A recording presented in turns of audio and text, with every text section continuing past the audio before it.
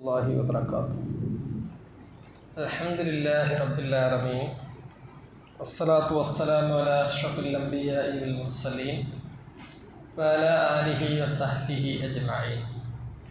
رب اشرح لي صدري ويسر لي أمري واحلل عقدة من لساني يفقهوا قولي.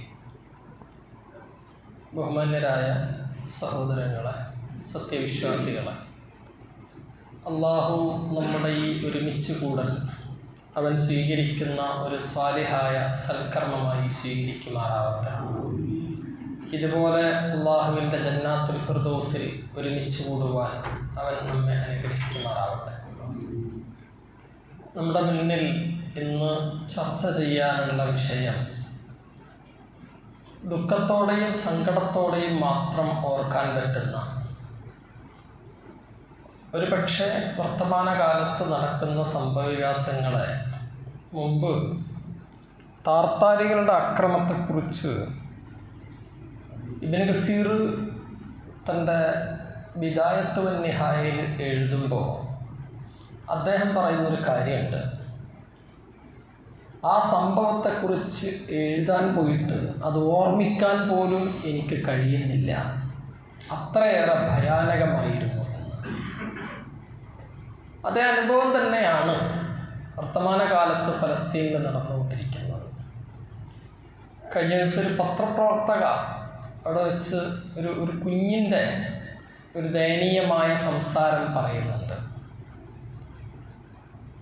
9 മക്കളുണ്ടായിരുന്ന ഒരു കുടുംബത്തിൽ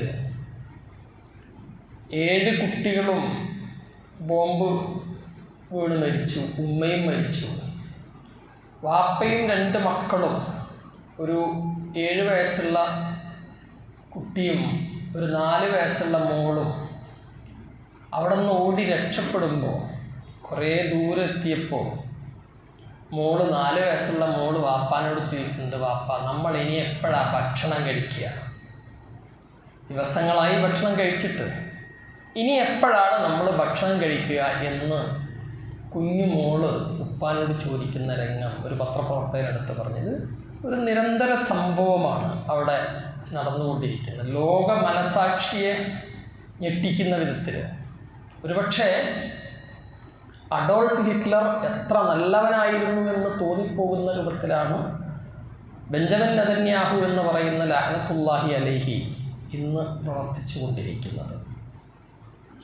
നമ്മൾ ഇന്ന് അവിടെ നടക്കുന്ന സംഭവങ്ങളെക്കുറിച്ച് വിശദീകരിക്കലല്ല എൻ്റെ ഈ സംസാരത്തിൻ്റെ ലക്ഷ്യം. മറിച്ച് മുസ്ലിം സമുദായവും അതുപോലെ തന്നെ സെക്യുലറായി ചിന്തിക്കുന്ന ആളുകളും എന്താണ് ഫലസ്തീൻ എന്നത് കൃത്യമായി മനസ്സിലാക്കേണ്ടതുണ്ട്. പലപ്പോഴും കുറേ തെറ്റിദ്ധാരണ ഫലസ്തീനുമായി ബന്ധപ്പെട്ട് നമ്മുടെ നാട്ടിൽ പൊതുസമൂഹത്തിനിടയിലുണ്ട്. അതിൽ ഏറ്റവും അവസാനത്തതാണ് നേരത്തെ സ്വാഗത പ്രസംഗത്തിലൂടെ സൂചിപ്പിച്ചത്. എന്താണ് ഫലസ്തീനിലെ ഈ രക്തരൂക്ഷിതമായ ലക്ഷത്തിലേറെ ആളുകൾ മരിക്കുക? നമ്മളിപ്പോൾ പറയുന്ന 65,000 ആളുകൾ കൊല്ലപ്പെട്ടു എന്നാണ്. 65,000, 75,000, 1 ലക്ഷം ഒന്നുമല്ല. പട്ടിണി കൊണ്ട് മരിച്ച ആളുകളൊന്നും യുദ്ധത്തിൽ മരിച്ച കണക്കിൽ പെടുന്നില്ല. അംഗച്ഛേദം സംഭവിച്ചിട്ട് പിന്നെ കുറച്ച് ദിവസം കഴിഞ്ഞ് മരിച്ചു പോയ ആളുകൾ യുദ്ധത്തിൽ മരിച്ച കണക്കിൽ പെടുന്നില്ല. അപ്പോൾ ലക്ഷങ്ങൾ മരിച്ചു വീഴുന്ന ഈ അവസ്ഥക്ക് കാരണം 2023 ഒക്ടോബർ 7 ഹമാസിൻ്റെ തീവ്രവാദികൾ ഇസ്രായേലിൽ കൊണ്ടുപോയിട്ട് ബോംബിട്ടത് കൊണ്ടാണ്. അല്ലെങ്കിൽ ഇതൊന്നും ഉണ്ടാവുമായിരുന്നില്ല.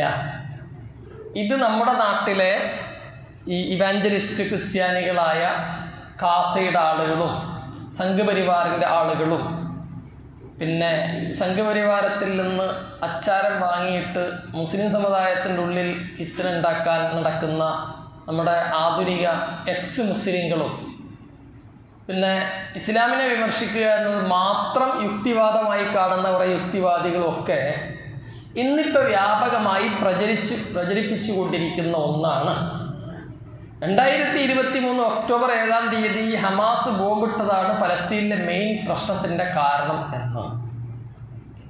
ഇതൊരു ഭാഗത്തുള്ള തെറ്റിദ്ധാരണ. രണ്ടാമത്തെ ഒന്ന്, അത്യാവശ്യം ചരിത്രബോധമൊക്കെ ഉള്ള മതബോധമൊക്കെ ഉള്ള ആളുകളുടെ ഇടയിലുള്ള ഒരു തെറ്റിദ്ധാരണയാണ്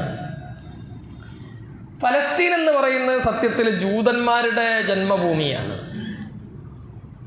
അത് നമ്മുടെ നാട്ടിലെ ഹൈന്ദവ സഹോദരങ്ങൾക്കിടയിൽ, ക്രൈസ്തവ സഹോദരങ്ങൾക്കിടയിൽ എല്ലാവരും ഉണ്ട്. ഫലസ്തീൻ യഥാർത്ഥത്തിൽ അത് ജൂതന്മാരുടെ വാഗ്ദത്ത ഭൂമിയാണ്. അതിലേക്ക് അവർ തിരിച്ചു പോവുക എന്നത് പ്രകൃതിപരമായ ദൈവികമായ ഒരു നിശ്ചയമാണ്. ഇതൊരു ജൂത മുസ്ലിം പ്രശ്നമാണ്. മുസ്ലിങ്ങളും ജൂതന്മാരും തമ്മിൽ നൂറ്റാണ്ടുകളായിട്ട് നിലനിൽക്കുന്ന ശത്രുതയുടെ ഒരു പ്രകടനം മാത്രമാണ് ഫലസ്തീനിൽ നടക്കുന്നത് എന്ന തെറ്റിദ്ധാരണ വ്യാപകമായി നമ്മുടെ നാട്ടിലുണ്ട്. ഇതുപോലെ ഫലസ്തീൻ പ്രശ്നം എന്ന് പറയുന്നത് കേവലം ഹമാസും അതുപോലെ തന്നെ ഫലസ്തീനിലെ പോരാളികളും ഇസ്രായേൽ രാഷ്ട്രവും തമ്മിലുള്ള പ്രശ്നമാണ്. ഇസ്രായേൽ എന്ന് പറഞ്ഞാൽ അതാണ് ജൂതന്മാർ, അവർ മുഴുവൻ ഇസ്രായേലിയരാണ് എന്ന ഒരു തെറ്റിദ്ധാരണയും ലോകത്ത് നിലനിൽക്കുന്നുണ്ട്. ഇനി തെറ്റിദ്ധാരണകൾ ആദ്യം പറഞ്ഞത്, നമ്മൾ ഒരു പള്ളിയിൽ ഒരുമിച്ച് കൂടിയിട്ട് എനിക്ക് തോന്നുന്നത് ഇന്നത്തെ പ്രശ്നങ്ങൾ വൈകാരികമായി നമ്മൾ പറയുന്നതിനേക്കാൾ അപ്പുറത്ത് ഫലസ്തീനെ കുറിച്ചുള്ള ഒരു ഗഹനമായ ചരിത്രം പഠിച്ചു വെക്കുന്നത് നന്നായിരിക്കുമെന്നാണ്. ഫലസ്തീൻ യഥാർത്ഥത്തിൽ നേരത്തെ അവിടെ ഉണ്ടായിരുന്ന ആദിമവാസികൾ, ഒരുപാട് ജനപദം ഫലസ്തീനിൽ ജീവിച്ചു പോയിട്ടുണ്ട്. അവിടുത്തെ ഫലസ്തീൻ എന്ന് പറയുന്ന അവിടുത്തെ ആദിമവാസികൾ, അവർ ഒരു മതത്തിലുമുള്ള ആളുകളല്ല. പിന്നീട് ഇബ്രാഹിം നബി അലൈഹിസ്സലാമിൻ്റെ കാലത്തിൻ്റെ ശേഷം ഇബ്രാഹിം നബി അലൈഹിസ്സലാമിൻ്റെ മതത്തിൽ ഇസ്ഹാഖ് നബി അലൈഹിസ്സലാമിൻ്റെ പാത പിന്തുടർന്നവരാണ് ഇസ്രായേലിയർ. എന്ന് പറഞ്ഞാൽ ഇസ്ഹാഖ് നബി അലൈഹിസ്സലാമിൻ്റെ പുത്രനാണ് യാക്കൂബ് നബി അലൈഹിസ്സലാം. യാക്കൂബ് നബിയുടെ മറ്റൊരു പേരാണ് ഇസ്രായേൽ എന്നത്. ആ യാക്കൂബ് നബിക്ക് ഇസ്രായേൽ എന്ന് പേര് കിട്ടാൻ ഒരു രസകരമായ കാരണമുണ്ട്. പള്ളിയിൽ വെച്ചങ്ങനെ പറയുന്നുള്ളത് അക്കാഡമിക്കലായ ഒരു പഠന സംബന്ധമായ വിഷയം, അതുകൊണ്ട് പറയാതിരിക്കാൻ നിർവാഹമില്ല. ബൈബിളിൽ ഇസ്രായേലിന് ഇസ്രായേൽ എന്ന് പേര് തരാനുള്ള ഒരു കാരണം പറയുന്നുണ്ട്. ഒരു ദിവസം ദൈവം ഭൂമിയിൽ മനുഷ്യനായിട്ട് അവതരിച്ചു. ഭൂമി കൂടി ഇങ്ങനെ നടക്കുകയാണ്. അപ്പോൾ യാക്കൂബുമായിട്ട് വാക്ക് തർക്കത്തിലേർപ്പെട്ടു ദൈവം. അങ്ങോട്ടും ഇങ്ങോട്ടും അടിപിടിയായി. ദൈവവും യാക്കൂബും തമ്മിൽ വമ്പിച്ച പ്രശ്നമായി. അവസാനം യാക്കൂബും ദൈവത്തെ തോൽപ്പിച്ചു. അടിപിടിയിൽ ദൈവത്തെ യാക്കൂബ് തോൽപ്പിച്ചു. അപ്പോൾ പിന്നെയാണ് തോൽപ്പിച്ച് കഴിഞ്ഞപ്പോഴാണ് യാക്കൂബിന് ഇത് ദൈവമാണ് എന്ന് മനസ്സിലാവുന്നത്. അപ്പോൾ യാക്കൂബ് പറഞ്ഞു, ഞാൻ പോവാണ്. ദൈവം പറഞ്ഞു, ഞാൻ പോവാണ്, എനിക്ക് പോകേണ്ട സമയമായി. അപ്പോൾ യാക്കൂബ് പറഞ്ഞു, ഞാൻ പോകാൻ പാടില്ല, എന്നെ അനുഗ്രഹിക്കാതെ പോകാൻ പാടില്ല, എന്നെ അനുഗ്രഹിച്ചിട്ടേ പോകാവൂ. അപ്പോഴാണ് ദൈവം ചോദിക്കുന്നത്, നിൻ്റെ പേരെന്താ? പറഞ്ഞു, എൻ്റെ പേര് യാക്കൂബ് എന്നാണ്. അപ്പോൾ ദൈവം പറഞ്ഞു, നിൻ്റെ പേര് യാക്കൂബ് എന്നല്ല, നീ ജനങ്ങളെയും ദൈവത്തെയും പരാജയപ്പെടുത്തിയതുകൊണ്ട് നിൻ്റെ പേരിനി മുതൽ ഇസ്രായേൽ എന്നാണ്. അങ്ങനെയാണ് യാക്കൂബിന് ഇസ്രായേൽ എന്ന പേര് വന്നതെന്നൊരു കഥ ബൈബിള് വിശദീകരിക്കുന്നുണ്ട്. നല്ല കഥയാണല്ലോ. ഞാൻ പറഞ്ഞത്, യാക്കൂബ് നബി അലൈഹിസ്സലാമിൻ്റെ മറ്റൊരു പേരാണ് ഇസ്രായേൽ എന്നത്. ഈ യാക്കൂബ് നബി അലൈഹിസ്സലാമിൻ്റെ 12 മക്കൾ, ഇതൊക്കെ നമുക്കറിയാവുന്ന സംഭവങ്ങളാണ്. ഈ 12 മക്കളാണ് ബനു ഇസ്രായേലിയർ എന്ന് അറിയപ്പെടുന്നത്. ഇവരിൽ ഒരാളുടെ പേര് യഹൂദ എന്നാണ്. ആ യഹൂദയുടെ പുത്രന്മാരാണ് യഹൂദികൾ എന്ന് അറിയപ്പെടുന്നത്. അതിനും ചില വ്യത്യാസമുണ്ട്, അത് പിന്നീട് ഞാൻ പറയാം. യൂസുഫ് നബി അലൈഹിസ്സലാമിൻ്റെ കാലത്ത് നമുക്കെല്ലാവർക്കും അറിയാവുന്നത് പോലെ ഈ ബനു ഇസ്രായേലിൽ മൊത്തം ഫലസ്തീൻ വിട്ടിട്ടുണ്ട്. കൃത്യമായി ചരിത്രത്തിൻ്റെ നാൾവഴികൾ നമ്മൾ മനസ്സിലാക്കി വെക്കുക. കുറഞ്ഞ സമയത്തിനുള്ളിൽ ഫലസ്തീൻ വിട്ടു. ഇവർ പിന്നീട് ഈജിപ്തിലാണ് ഇവരുടെ താമസം. നമുക്കറിയാം മൂസാ നബി അലൈഹിസ്സലാമിൻ്റെ കാലത്ത് മൂസാ നബി അലൈഹിസ്സലാം ഫറോവയുമായിട്ടുണ്ടാകുന്ന പ്രശ്നം, അവസാനം ഫറോവയെ അള്ളാഹു കടലിൽ മുക്കിക്കൊല്ലുന്നു. ഇവർ ചെങ്കടലിൽ കടന്ന് തൊട്ടപ്പുറത്ത് തീഹ് മരുഭൂമിയിലെത്തുന്നു. തീഹ് മരുഭൂമിയിലെത്തിയപ്പോൾ അവിടെയാണ് വാഗ്ദത്ത ഭൂമി ഉദിക്കുന്നത്. അവിടെയാണ് ബനൂ ഇസ്രായേലിയരോട് ദൈവം പറയുന്നത്, നിങ്ങൾക്ക് ദൈവം വാഗ്ദത്തം ചെയ്ത ഭൂമിയാണ് ഫലസ്തീൻ, ആ ഫലസ്തീനിലേക്ക് പോകണം. അവിടെ മമാലിക്കികൾ എന്ന് പറയുന്നൊരു വിഭാഗമാണ് അവിടെ ഭരിച്ചുകൊണ്ടിരിക്കുന്നത്. അപ്പോൾ ബനൂ ഇസ്രായേലിയർ മൂസാ നബി അലൈഹിസ്സലാമിനോട് പറഞ്ഞു, മമാലിക്കുകൾ ഭയങ്കര ശക്തന്മാരാണ്, അവരോട് യുദ്ധം ചെയ്യാനൊന്നും നമ്മളെ കൊണ്ട് പറ്റില്ല. നിങ്ങൾ വെറുതെ അതിനിടയിൽ ഒന്ന് ആലോചിച്ചാൽ മതി. ഇതാരാന്നറിയോ? ഫിർഔനിനെ മുക്കിക്കൊല്ലുന്നത് നേർക്ക് നേരെ കണ്ട മുസ്ലിമീങ്ങളാണ് ഇവർ. ഓലാണ് തൊട്ടപ്പുറത്ത് കടൽ കടന്ന് തീഹ് മരുഭൂമിയിലെത്തിയപ്പോൾ അള്ള പറഞ്ഞൊരു കൽപ്പന എന്ത് ചെയ്യുന്നത്? അവസാനം കുപ്രസിദ്ധമായവരുടെ വാക്കുണ്ട്, ഇദ്ഹബ് അൻത വറബ്ബുക വഖാതില വഇന്ന ഹൗന ഖായിദൂൻ. മൂസ, നീ നിൻ്റെ രക്ഷിതാവും പോയിട്ട് യുദ്ധം ചെയ്യും, ഞങ്ങൾക്ക് കഴിയില്ല. ഖുർആൻ അത് പറയുന്നുണ്ട്. ഒരാൾ മാത്രമാണ് മൂസാ നബി ഇസ്ലാമിയുടെ കൂടെ പോകാൻ തയ്യാറായത്. അതുകൊണ്ട് 40 വർഷക്കാലം മൂസാ നബി അലൈഹിസ്സലാമും ബനൂ ഇസ്രായേലും ഉണ്ടായിരുന്നത് തീഹ് മരുഭൂമിയിലാണ്. മൂസാ നബി ഇസ്ലാം മരിക്കുന്ന ആ മരുഭൂമിയിൽ വെച്ചാണ്.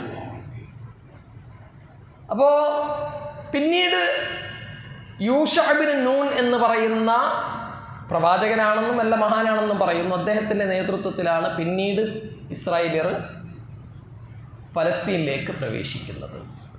അതിൻ്റെ ശേഷം അവരുടെ കൂട്ടത്തിൽ പിന്നീട് ഈ ഫലസ്തീനിയരെ, ഈ ബനൂ ഇസ്രായേലിയരെ വീണ്ടും ഒരു വിഭാഗം വന്ന് പരാജയപ്പെടുത്തുകയും താലൂത്ത് രാജാവ് അവരെ പരാജയപ്പെടുത്തി അവിടെ ഭരണം നടത്തി. അവരെയാണ് ബനൂ ഇസ്രായേലിയരുടെ നിന്ന് ജാലൂത്ത് പ്രത്യക്ഷപ്പെടുകയും താലൂത്തിനെ പരാജയപ്പെടുത്തി പിന്നീട് ദാവൂദ് നബി അലൈഹിസ്സലാം അവിടെ ഭരണത്തിൽ വന്നു. ദാവൂദ് നബിയുടെ ശേഷം അടുത്ത് വന്ന പ്രവാചകനാണ് സുലൈമാൻ നബി അലൈഹിസ്സലാം. ഈ ചരിത്രമാണ് നമ്മൾ ചെറുതെ ഒന്ന് ഓർമ്മിക്കുന്നത്. എന്തുകൊണ്ട് ഈ സിയോണിസ്റ്റുകൾക്ക് അല്ലെങ്കിൽ പിന്നെ ഇസ്രായേലിയർക്ക് മുസ്ലിങ്ങളോട് ഇത്രമേൽ ശത്രുത എന്നതിൻ്റെ ഒരു പോയിന്റ് സുലൈമാൻ നബി അലൈഹിസ്സലാമായി ബന്ധപ്പെട്ടാണ്.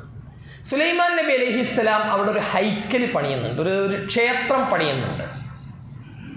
ആ ക്ഷേത്രം പിന്നീട് സുലൈമാൻ നബി അലൈഹിസ്സലാമിൻ്റെ കാലത്തിൻ്റെ ശേഷം തുടർച്ചയായിട്ട് അവിടെ ജൂതന്മാർ തന്നെയാണ് ഭരണം നടത്തുന്നത്, ഇസ്രായേലിയർ തന്നെയാണ് ഭരണം നടത്തുന്നത്. ഏതുവരെ എന്നറിയോ? ഇവർ വൻ ക്രൂരതകൾ അതിനിടയിൽ കാണിച്ചു. പ്രവാചകന്മാരെ കൊന്നു കളഞ്ഞിട്ടുണ്ട്. സക്കരിയ അലൈഹിസ്സലാം, യഹ്യ അലൈഹിസ്സലാമിനെ അവർ കൊന്നു കളഞ്ഞിട്ടുണ്ട്. ഈസാ അലൈഹിസ്സലാം വന്നു. ഈസാ നബി അലൈഹിസ്സലാം വന്നു. ഉപ്പയില്ലാതെയാണ്, പിതാവില്ലാതെയാണ് ഈസാ നബി അലൈഹിസ്സലാം വരുന്നത്. ഈസാ നബി അലൈഹിസ്സലാമിനെ അവർ ജാരസന്തതി എന്ന് വിളിച്ചുകൊണ്ട് അവരുടെ ഭാഷയിൽ ഈസാ നബി അവർ കൊന്നു. ഖുർആൻ മറ്റൊന്നാൾ പറയുന്നത് ശുബ്ബിഹ അലൈഹിം, അവർക്ക് തോന്നിപ്പിച്ചതാണ്, അള്ളാഹുവിലേക്ക് ഉയർത്തി എന്നതാണ് ഖുർആനിൻ്റെ ഭാഷയിൽ. ഇവരുടെ അഭിപ്രായത്തിൽ ഇവർ കൊന്നു. അവിടെ കൊന്നിട്ട് പിന്നീട് ഈസാ നബി അലൈഹിസ്സലാമിൻ്റെ അനുയായികളെ മുഴുവൻ, അതായത് ഇന്ന് നമ്മൾ ക്രിസ്ത്യാനികൾ എന്ന് വിളിക്കുന്ന ആളുകളെ മുഴുവനും ഫലസ്തീനിൽ നിന്ന് ആട്ടിപ്പുറത്താക്കി. ആദ്യത്തെ വംശഹത്യ ഫലസ്തീനിൽ നടക്കുന്നത് മുസ്ലിങ്ങൾക്ക് നേരെയല്ല, അത് ക്രിസ്ത്യാനികൾക്ക് നേരെയാണ്. ആയിരക്കണക്കിന് ക്രിസ്ത്യാനികളെ കൊല്ലുകയും ബാക്കി ക്രിസ്ത്യാനികൾ അവിടെ നിന്ന് നാട് കടത്തി അവരാണ് പിന്നീട് റോമിൽ പോയിട്ട്, ഇന്നത്തെ കത്തോലിക്ക ക്രിസ്ത്യാനികൾ എന്ന് പറയുന്ന വിഭാഗം ഉടലെടുക്കുന്ന അവിടെ നിന്നാണ്. അവർ റോമിൽ പോയിട്ട് അഭയം പ്രാപിച്ചു. റോമിൽ അഭയം പ്രാപിച്ച് ക്രിസ്താബ്ദം 327, അതായത് ഈസാ നബി അലൈഹി സ്വലാമിൻ്റെ കാലത്തിന് ശേഷം 327 വർഷം കഴിഞ്ഞപ്പോൾ റോമിലെ അന്ന് റോം ഭരിച്ചുകൊണ്ടിരിക്കുന്നവർ ഈ സൂര്യ ആരാധകരായ മജൂസി മതത്തിൻ്റെ ആളുകളാണ്. അദ്ദേഹം, അന്നത്തെ രാജാവ് കോൺസ്റ്റന്റൈൻ എന്ന് പറയുന്ന രാജാവ് പെട്ടെന്ന് ക്രിസ്തു മതം സ്വീകരിച്ചു. അത് വേറെ രസകരമായ കഥയാണ്. മതത്തിൻ്റെ ചരിത്രം പഠിക്കുന്ന ആളുകൾ കൃത്യമായി പഠിച്ചിരിക്കേണ്ട ഒരു സംഗതിയാണ്. യഥാർത്ഥത്തിൽ ഇന്ന് നമ്മൾ നാട്ടിൽ കാണുന്ന ക്രിസ്തു മതത്തിൻ്റെ സ്ഥാപകൻ ഈസാ നബിയോ യേശു ക്രിസ്തു അല്ല, ഈ കോൺസ്റ്റന്റൈനാണ്. കോൺസ്റ്റന്റൈൻ ഒരു മജൂസി മതത്തിൻ്റെ അനുയായിയാണ്. അദ്ദേഹം ക്രിസ്തു മതം സ്വീകരിച്ചിട്ട് തൻ്റെ മജൂസി മതത്തിലുള്ള കുറേ തത്വങ്ങൾ, അങ്ങനെയാണ് ത്രിയേകത്വം ക്രിസ്ത്യാനികൾക്കിടയിലേക്ക് വരുന്നത്. മജൂസി മതത്തിൻ്റെ തത്വമാണ് ക്രിസ്തു മതത്തിലേക്ക് ത്രിയേകത്വമായിട്ട് കടന്നു വരുന്നത്. ഇദ്ദേഹം ക്രിസ്തു മതത്തിൻ്റെ അപ്പോസ്തലനായി ലോകത്തൊരുപാട് രാജ്യങ്ങൾ ഇവർ കീഴടക്കി. അവസാനം ഷാം, സിറിയ അടങ്ങുന്ന ലബനാൻ, സിറിയ, പലസ്തീൻ അടങ്ങുന്ന ആ പ്രദേശവും ക്രൈസ്തവ രാജാവായ അല്ലെങ്കിൽ ക്രിസ്തുമതം സ്വീകരിച്ച കോൺസ്റ്റന്റൈൻ കീഴ്പ്പെടുത്തിയതിൻ്റെ ശേഷം ഇതൊരു ചരിത്ര പോയിൻ്റാണ്. ആ കീഴ്പ്പെടുത്തിയതിൻ്റെ ശേഷം കോൺസ്റ്റന്റൈൻ ചക്രവർത്തി ചെയ്ത ആദ്യത്തെ പണി പലസ്തീനിൽ നിന്ന് മുഴുവൻ ജൂതന്മാരെയും അവിടെ നിന്ന് ആട്ടിപ്പുറത്താക്കി. ഒരാളെപ്പോലും അവിടെ താമസിക്കാൻ സമ്മതിച്ചിട്ടില്ല. എല്ലാവരെയും ആട്ടിപ്പുറത്താക്കി, ബാക്കിയുള്ളവരെ കൊന്നൊടുക്കി. ആയിരക്കണക്കിന് ജൂതന്മാരെ അന്ന് ക്രൈസ്തവ രാജാവായ കോൺസ്റ്റന്റൈൻ കൊല്ലുന്നുണ്ട്. രണ്ടാമത്തെ വംശഹത്യ പലസ്തീനിൽ നടക്കുന്നത് ക്രിസ്താബ്ദം 327 ശേഷം കോൺസ്റ്റന്റൈൻ ചക്രവർത്തിയുടെ നേതൃത്വത്തിൽ അവിടെയുള്ള ജൂത വംശജരെയാണ് അവിടെ നിന്ന് ആട്ടിപ്പുറത്താക്കുന്നത്. നേരത്തെ ക്രിസ്ത്യാനികൾ പോയതുപോലെ ഒരു രാജ്യത്തേക്കല്ല ജൂതന്മാർ പോയത്, ലോകത്തിൻ്റെ വിവിധ ഭാഗങ്ങളിലേക്ക് ചിന്നിച്ചിതറി വരും. അതിൻ്റെ ശേഷം അവർക്ക് ഫലസ്തീനിലേക്ക് പ്രവേശിക്കാനുള്ള യാതൊരു പഴുതും വെച്ചു കൊടുത്തിട്ടില്ല. പിന്നീട് ജൂതന്മാർ ഫലസ്തീനിലേക്ക് വരുന്ന എപ്പോഴാ അറിയോ? മഹാനായ ഉമർ ബിൻ ഖത്താബ് റളിയല്ലാഹു അൻഹുവിൻ്റെ കാലത്ത് മുസ്ലിങ്ങൾ ഫലസ്തീൻ കീഴടക്കിയതിൻ്റെ ശേഷം മാത്രമാണ് ജൂതന്മാർക്ക് ഫലസ്തീനിലേക്ക് കടന്നു വരാൻ കഴിഞ്ഞത്. ഞാനിത് ഇസ്ലാമിൻ്റെ കാലഘട്ടത്തിൻ്റെ മുമ്പുള്ള ഫലസ്തീൻ്റെ ചരിത്രം ആണ് സൂചിപ്പിച്ചത്. പഠിക്കാനുള്ളത് ഫലസ്തീനിൽ ഇസ്ലാമിൻ്റെ മുമ്പ് 2 വംശഹത്യകൾ നടന്നിട്ടുണ്ട്. അതിൽ ഒന്നാമത്തേത് ജൂതന്മാർ നടത്തിയ വംശഹത്യയാണ്. അത് ക്രിസ്ത്യാനികൾക്ക് നേരെയാണ്. മുഴുവൻ മനുഷ്യരെയും കൊല്ലുകയോ നാടുകടത്തുകയോ ചെയ്തത്. രണ്ടാമത്തേത് കോൺസ്റ്റന്റൈൻ ചക്രവർത്തിയുടെ നേതൃത്വത്തിൽ ജൂതന്മാർക്ക് നേരെ നടന്നതാണ്. അത് പൂർണ്ണമായും അവരെ നാട്ടിൽ നിന്ന് ആട്ടിയോടിച്ചതാണ്. അതിൻ്റെ ശേഷം പിന്നീട് ഇങ്ങോട്ട് അവിടെ ഭരിക്കുന്നത് റോമക്കാരായ ക്രിസ്ത്യാനികളായ റോമൻ ചക്രവർത്തിമാരുടെ കീഴിലുള്ള ക്രിസ്ത്യൻ ഭരണകൂടമാണ്. നീണ്ട നൂറ്റാണ്ടുകളോളം അവിടെ ഭരണം നടത്തുന്നത്. ആ ഭരണത്തിൻ്റെ ഒരു പ്രത്യേകത, ശരിക്ക് ഈ കൊളോണിയൽ വൽക്കരണം എന്നത് നമ്മൾ മനസ്സിലാക്കുന്നത്, അല്ലെങ്കിൽ ലോകത്ത് ചരിത്രം അതിൻ്റെത് 14-ാം നൂറ്റാണ്ടിൻ്റെ ശേഷമാണ്. പക്ഷേ യഥാർത്ഥത്തിൽ ഇവിടെ നടന്നതൊരു കോളനി വൽക്കരണമാണ്. റോമൻ ചക്രവർത്തിമാരാണ് അന്ന് ഇസ്രായേലും സിറിയയൊക്കെ ഭരിച്ചുകൊണ്ടിരിക്കുന്നത്. കടുത്ത നികുതി, കൊടും ക്രൂരത, തദ്ദേശീയരായ ആളുകളോട് ഈ ഭരണകൂടം വലിയ ക്രൂരത കാണിച്ചു കൊണ്ടിരിക്കുന്ന കാലത്താണ് എന്ത് ചെയ്യുന്നത്? മുസ്ലിങ്ങൾ അവിടേക്ക് എത്തിപ്പെടുന്നത്. മഹാനായ ഉമർ ബിൻ ഖത്താബ് റളിയല്ലാഹു അൻഹുവിൻ്റെ കാലത്ത് അംർ ബിൻ ആസിൻ്റെയും അതുപോലെ തന്നെ അബൂ ഉബൈദ റളിയല്ലാഹു അൻഹുവിൻ്റെയും നേതൃത്വത്തിൽ മുസ്ലിം സൈന്യം അവിടെ എത്തി ഫലസ്തീൻ ഉപരോധിച്ചു. ഫലസ്തീൻ ഉപരോധിച്ചപ്പോൾ ഒരു കുട്ടിയുടെ, ഇത് നിങ്ങൾ കൃത്യമായി ഓരോ മുസ്ലിമും മനസ്സിലാക്കി വെച്ചിരിക്കേണ്ട ഒരു ചരിത്രമാണ്. ഫലസ്തീനിലെ ഫലസ്തീൻ കീഴടക്കുന്ന ചരിത്രം ഒരു ചരിത്ര സംഭവമാണ്. അംർ ബിൻ ആസും അബൂ ഉബൈദ റളിയല്ലാഹു അൻഹുവിൻ്റെ നേതൃത്വത്തിൽ മുസ്ലിം സൈന്യം ഫലസ്തീൻ ഉപരോധിച്ചപ്പോൾ അവിടുത്തെ പാത്രിയാർക്കീസ്, അവരുടെ ക്രൈസ്തവ പുരോഹിതന്മാർ പറഞ്ഞത്, ഞങ്ങൾ ഈ ഫലസ്തീൻ നിങ്ങളെ ഏൽപ്പിക്കാൻ സന്നദ്ധമാണ്. ഇതിനൊരു കാരണമുണ്ട്. അവിടെയുള്ള ക്രൈസ്തവ പുരോഹിതന്മാർ നേരത്തെ ഇത് പ്രതീക്ഷിച്ചു കൊണ്ടിരിക്കുകയാണ്. എന്താ കാരണം എന്നറിയോ? റസൂലുള്ളാഹി സ്വല്ലല്ലാഹു അലൈഹി വസല്ലമയുടെ അവസാന കാലഘട്ടത്തിൽ അള്ളാഹുവിൻ്റെ റസൂല് എല്ലാ വിദേശ രാജാക്കന്മാർക്കും കത്തയക്കുന്നുണ്ട്. ആ കത്തയക്കുന്ന കൂട്ടത്തിൽ കോൺസ്റ്റന്റൈൻ ചക്രവർത്തിക്കും നബി സല്ലല്ലാഹു അലൈഹി വസല്ലമ കത്തയച്ചിരുന്നു. കത്ത് കിട്ടുന്നതിൻ്റെ ഒരു ദിവസം മുമ്പ് ഇബ്നു കസീർ തൻ്റെ ബിദായത്തിലും അതുപോലെ തന്നെ ഇബ്നുൽ അസീർ തൻ്റെ ചരിത്രത്തിലൊക്കെ രേഖപ്പെടുത്തുന്ന ഒരു സംഗതിയുണ്ട്. ഈ കത്ത് കിട്ടുന്നതിൻ്റെ കുറച്ച് ദിവസം മുമ്പ് രാജാവ് ഒരു സ്വപ്നം കാണുന്നുണ്ട്. ഈ സുന്നത്ത് കഴിച്ച ചേലാകർമ്മം നിർവഹിച്ച ഒരു വിഭാഗം ആൾ വന്നിട്ട് ഈ രാജാവിനെ പരാജയപ്പെടുത്തുന്നത് അദ്ദേഹം സ്വപ്നം കാണുന്നുണ്ട്. അപ്പോൾ അവിടെയുള്ള പണ്ഡിതന്മാരോട് രാജാവ് ഈ സ്വപ്നത്തിൻ്റെ വ്യാഖ്യാനത്തെക്കുറിച്ച് ചോദിച്ചപ്പോൾ അവർ പറഞ്ഞു ഇതൊരു പായസ്വപ്നം മാത്രമാണ്. കാരണം അവർക്ക് ചേലാകർമ്മം ചെയ്യുന്ന സമൂഹത്തെ അറിയുന്നത് ജൂതന്മാരെയാണ്. അവർ പറഞ്ഞു ജൂതന്മാരെ നമ്മൾ ഈ നാട്ടിൽ നിന്ന് ആട്ടി ഓടിച്ചിട്ടുണ്ട്, അവർ പിന്നെ ഇങ്ങനെ വരാൻ, അത് വെറുതെ പായസ്വപ്നമാണെന്ന് പറഞ്ഞ് ഒഴിവാക്കി. അത് കഴിഞ്ഞ് കുറച്ച് ദിവസം കഴിഞ്ഞപ്പോഴാണ് മഹാനായ റസൂലുള്ളാഹി സ്വല്ലല്ലാഹു അലൈഹി വസല്ലമയുടെ കത്ത് കോൺസ്റ്റന്റൈൻ ചക്രവർത്തിക്ക് കിട്ടുന്നത്.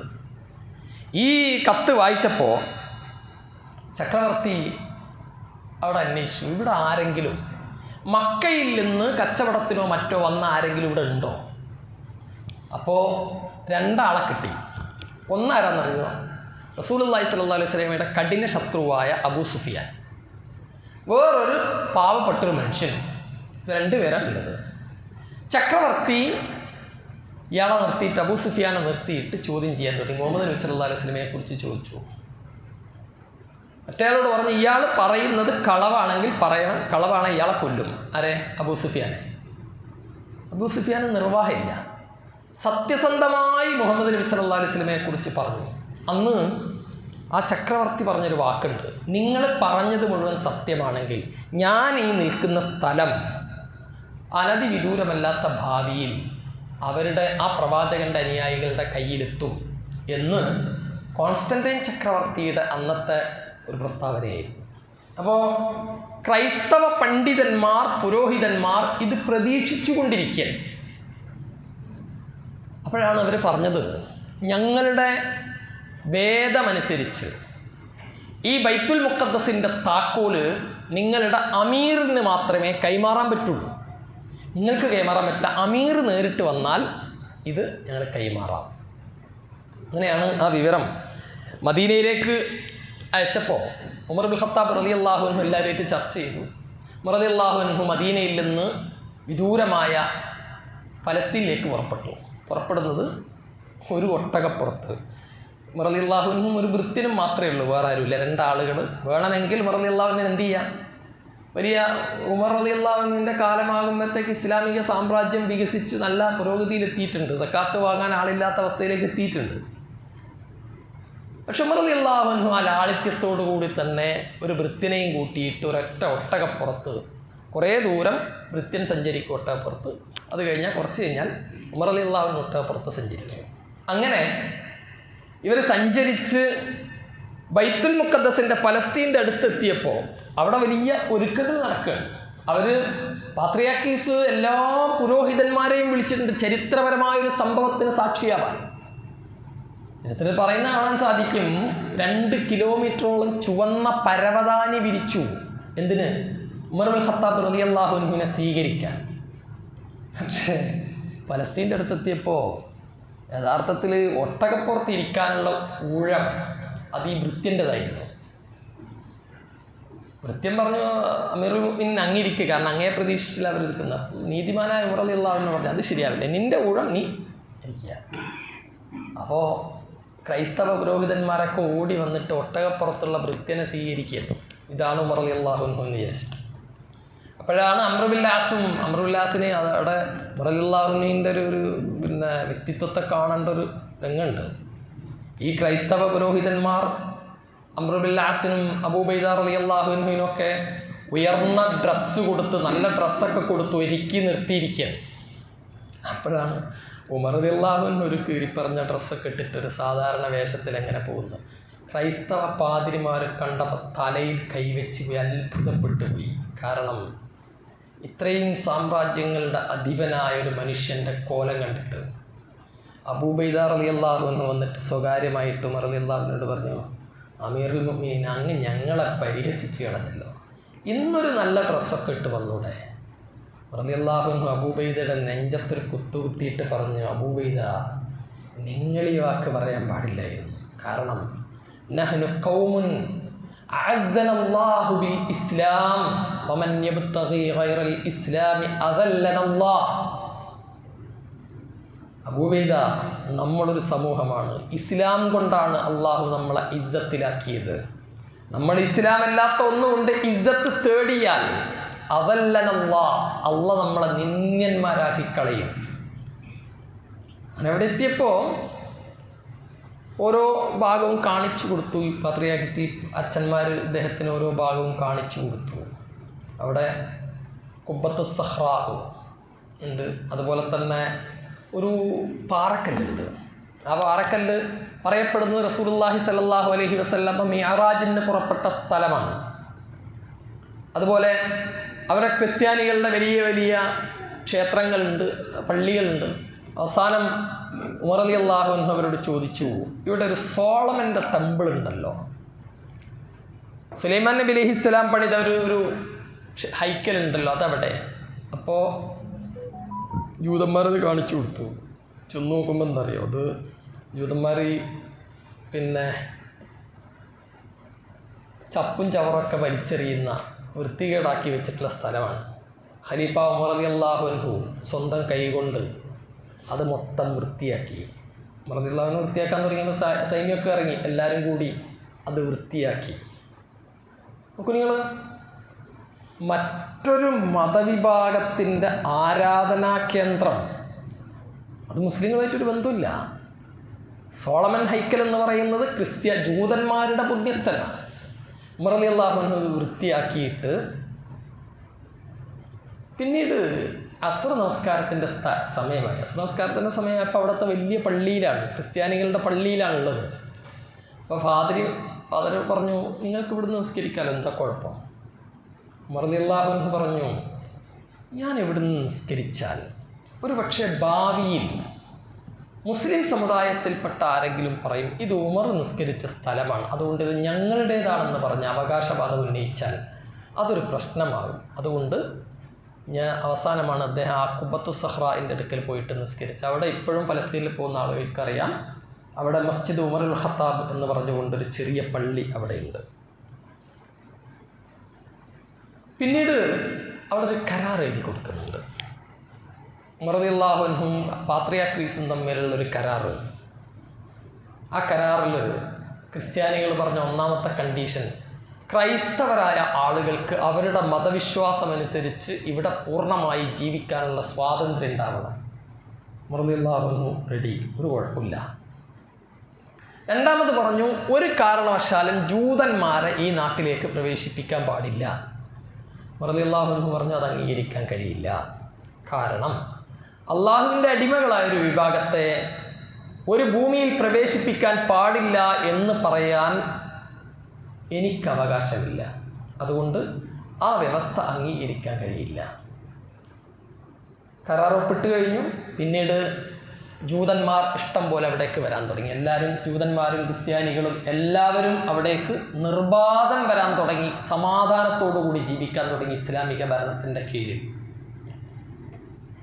അന്ന് മുതൽ ക്രിസ്താബ്ദം 610 അന്ന് മുതൽ പിന്നീട് 1097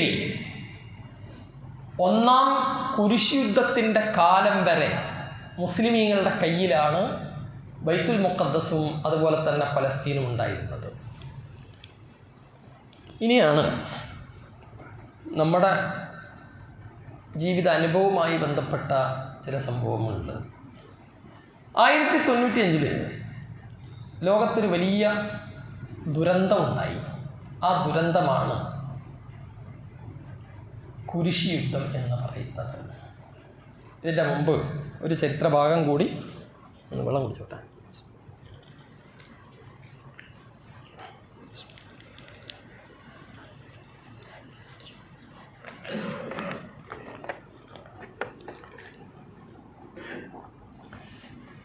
അമവികളും അതുപോലെ തന്നെ അബ്ബാസികളുമായ ആളുകളാണ് അവിടെ ഭരിച്ചുകൊണ്ടിരുന്നത്, ഇസ്ലാമിക ലോകത്തെ ഖലീഫമാർ. അതിനിടയിലാണ് അബ്ദുറഹിമാൻ അദ്ദാഖിലിൻ്റെ കീഴിൽ സ്പെയിനിൽ ഒരു പുതിയ രാഷ്ട്രം സ്ഥാപിച്ചത് അമവി ഭരണകൂടം. അപ്പോൾ ബഗ്ദാദ് കേന്ദ്രീകരിച്ച് അബ്ബാസികൾ, മറ്റൊരു ഭാഗത്ത് സ്പെയിൻ കേന്ദ്രീകരിച്ച് അമവികൾ. ചരിത്രത്തിലാദ്യമായിട്ട് മുസ്ലിം ഭരണകൂടം രണ്ടായി വിഭജിച്ചു. കുറച്ച് മുന്നോട്ട് പോയപ്പോൾ അന്തലൂസിയ കേന്ദ്രീകരിച്ച് ഇസ്മായിലി ഷിയാക്കളും അഥവാ ഫാത്തിമികളും അവർ ഇന്നത്തെ തുനീഷ്യ കേന്ദ്രീകരിച്ചുകൊണ്ട് പുതിയ ഭരണകൂടം ഉണ്ടായി. അവർ ക്രമേണ ഈജിപ്ത് അവർ കീഴടക്കി. അപ്പോൾ മുസ്ലിം ലോകം ഒരു ഭാഗത്ത് അബ്ബാസികൾ, മറ്റൊരു ഭാഗത്ത് അമവികൾ, വേറൊരു ഭാഗത്ത് ഫാത്തിമിയാക്കൾ. ഇങ്ങനെ 3 വിഭാഗമായി തിരിഞ്ഞു. മുസ്ലിം ലോകം സാമ്പത്തികമായി നല്ല ഭദ്രതയുള്ള കാലഘട്ടം. ഈ 3 ഭരണകൂടത്തിലും 3 ഭരണകൂടവും 3 തരത്തിൽ പ്രത്യേകതയുള്ളവരാണ്. സ്പെയിൻ ശാസ്ത്ര സാങ്കേതിക രംഗത്ത് അത്യുന്നതങ്ങളിൽ എത്തിയവരാണ്. അബ്ബാസി ഭരണകൂടം എന്ന് പറയുന്നത് കല, സാഹിത്യം ഈ രംഗത്തൊക്കെ വമ്പിച്ച പുരോഗതി പ്രാപിച്ച ആളുകളാണ്. നൈൽ നദിയും അതുപോലെ തന്നെ ഫലഭൂയിഷ്ടമായ മണ്ണും കാരണം സാമ്പത്തികമായി ഉന്നതിയിലെത്തിയവരാണ് ഫാത്തിമിയാക്കൾ. അതുകൊണ്ട് തന്നെ ഈ 3 സ്ഥലങ്ങളിലും സാമ്പത്തികമായി ഔന്നത്യമുള്ളതുകൊണ്ട് ഒരു ഭാഗത്ത് മുസ്ലിമീങ്ങൾ 3ആയി വിഭജിക്കപ്പെട്ടു.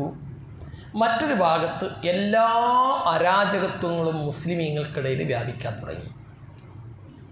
കള്ളും പെണ്ണും ഒക്കെ രാജാവിൻ്റെ കൊട്ടാരത്തിൽ നർത്തകിമാർ നിറയാൻ തുടങ്ങി. ഈ കാലഘട്ടത്തിൽ ഇതേ കാലത്ത് യൂറോപ്പിലുള്ളത് അവർ സാമ്പത്തികമായി തകർന്നടിയും. യൂറോപ്യൻ രാജ്യങ്ങളൊക്കെ ഫ്രാൻസും ജർമ്മനിയും ഇറ്റലിയും ഒക്കെ സാമ്പത്തികമായി തകർന്നടിഞ്ഞു. അതിന് കാരണമുണ്ട്. ക്രൈസ്തവ മേലധ്യക്ഷന്മാർ അഥവാ ഇന്നത്തെ കത്തോലിക്ക ക്രിസ്ത്യാനികൾ എന്ന് പറയുന്ന ക്രിസ്ത്യാനികൾ വിജ്ഞാനത്തോട് പൂർണ്ണമായും പുറംതിരിഞ്ഞു നിന്നവരായിരുന്നു. അത് ഞാനിപ്പോൾ ആ ചരിത്രം പറയാൻ തുടങ്ങിയാൽ നമ്മൾ ഫലസ്തീൻ അവിടെ മറന്നു പോകും. അത്രയേറെ ഉള്ളതാണ്. ക്രിസ്ത്യാനികൾ വൈജ്ഞാനിക മേഖലയിൽ നിന്ന് പുറകോട്ട് നിന്നതും ശാസ്ത്രജ്ഞന്മാരെ കൊന്നതും അതുപോലെ തന്നെ ശാസ്ത്ര കണ്ടുപിടുത്തങ്ങളെ നശിപ്പിച്ചതൊക്കെ ചരിത്രമുണ്ട്. ഇത് കാരണം ഇവർ സാമ്പത്തികമായി തകർന്നടിഞ്ഞു. ഭരണകൂടത്തിനെതിരായിട്ട് ആളുകൾ പ്രതികരിക്കാൻ തുടങ്ങിയൊരു കാലത്താണ് ലോകത്ത് ആദ്യമായി ഇസ്ലാമോഫോബിയ എന്ന സംഗതിക്ക് തുടക്കം കുറിക്കുന്നത്. അന്ന് ഫ്രാൻസിലെ രാജാവ് ഒരു പ്രചരണം അയച്ചു വിട്ടു. എന്താണത്? ഫലസ്തീനിൽ ജെറൂസലമിൽ തീർത്ഥാടകരായി എത്തുന്ന ക്രിസ്ത്യാനികളെ അവിടെയുള്ള മുസ്ലിങ്ങൾ ആക്രമിക്കുന്നു. പ്രത്യേകിച്ച് ക്രൈസ്തവ സ്ത്രീകളെ മുസ്ലിങ്ങൾ ബലാത്സംഗം ചെയ്യുന്നു.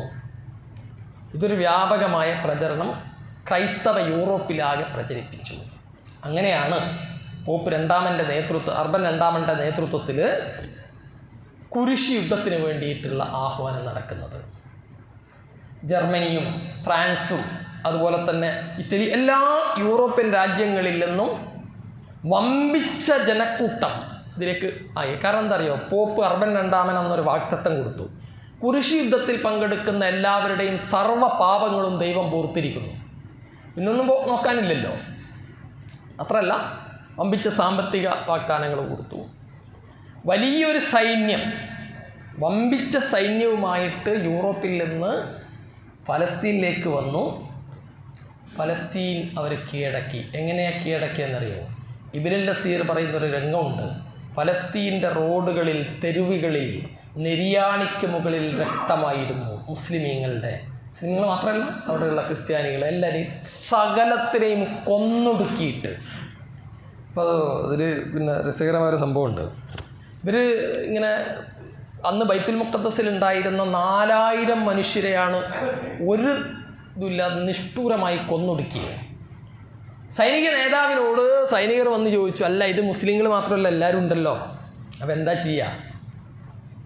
അപ്പോൾ രാജാവ് പറഞ്ഞ kill them, God will separate.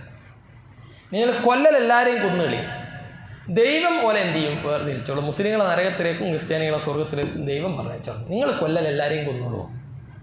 മുഴുവൻ മനുഷ്യരെയും കൊന്നൊടുക്കിയിട്ട് നെരിയാണിക്ക് മുകളിൽ രക്തം തളം കെട്ടി നിൽക്കുന്ന അവസ്ഥയിലാണ് ഫലസ്തീൻ ഉമർ റളിയല്ലാഹു അൻഹുവിൻ്റെ കാലത്ത് മുസ്ലിമീങ്ങൾക്ക് കിട്ടിയ ഫലസ്തീൻ 1995 മുസ്ലിങ്ങളിൽ നിന്ന് ക്രൈസ്തവ യൂറോപ്പ് പിടിച്ചെടുക്കുന്നത്.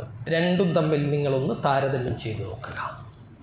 മുസ്ലിമീങ്ങൾ ഫലസ്തീൻ കീഴടക്കിയപ്പോഴുണ്ടായ അനുഭവവും യൂറോപ്പിലെ പുരോഹിതന്മാർ ജൂതന്മാർ കീഴടക്കിയപ്പോഴുണ്ടായ അനുഭവവും തമ്മിലൊന്ന് താരതമ്യം ചെയ്ത് നോക്കുക.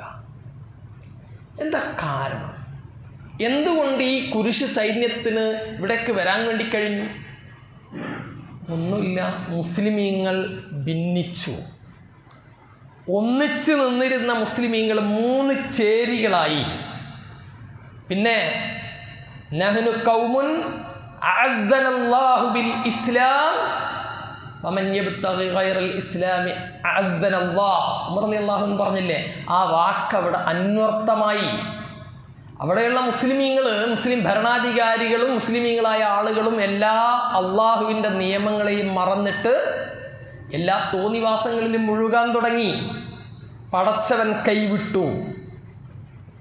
അങ്ങനെ ഫലസ്തീൻ രണ്ടാമത് ഇസ്ലാം കീഴടക്കിയതിൻ്റെ ശേഷം ആദ്യമായിട്ട് മുസ്ലിമീങ്ങൾക്ക് ഫലസ്തീൻ നഷ്ടപ്പെടുന്നത് ഈ കുരിശ് യുദ്ധത്തിൻ്റെ സമയത്താണ്. പിന്നീടത് നീണ്ട ഒരുപാട് യുദ്ധങ്ങൾ നടന്നു.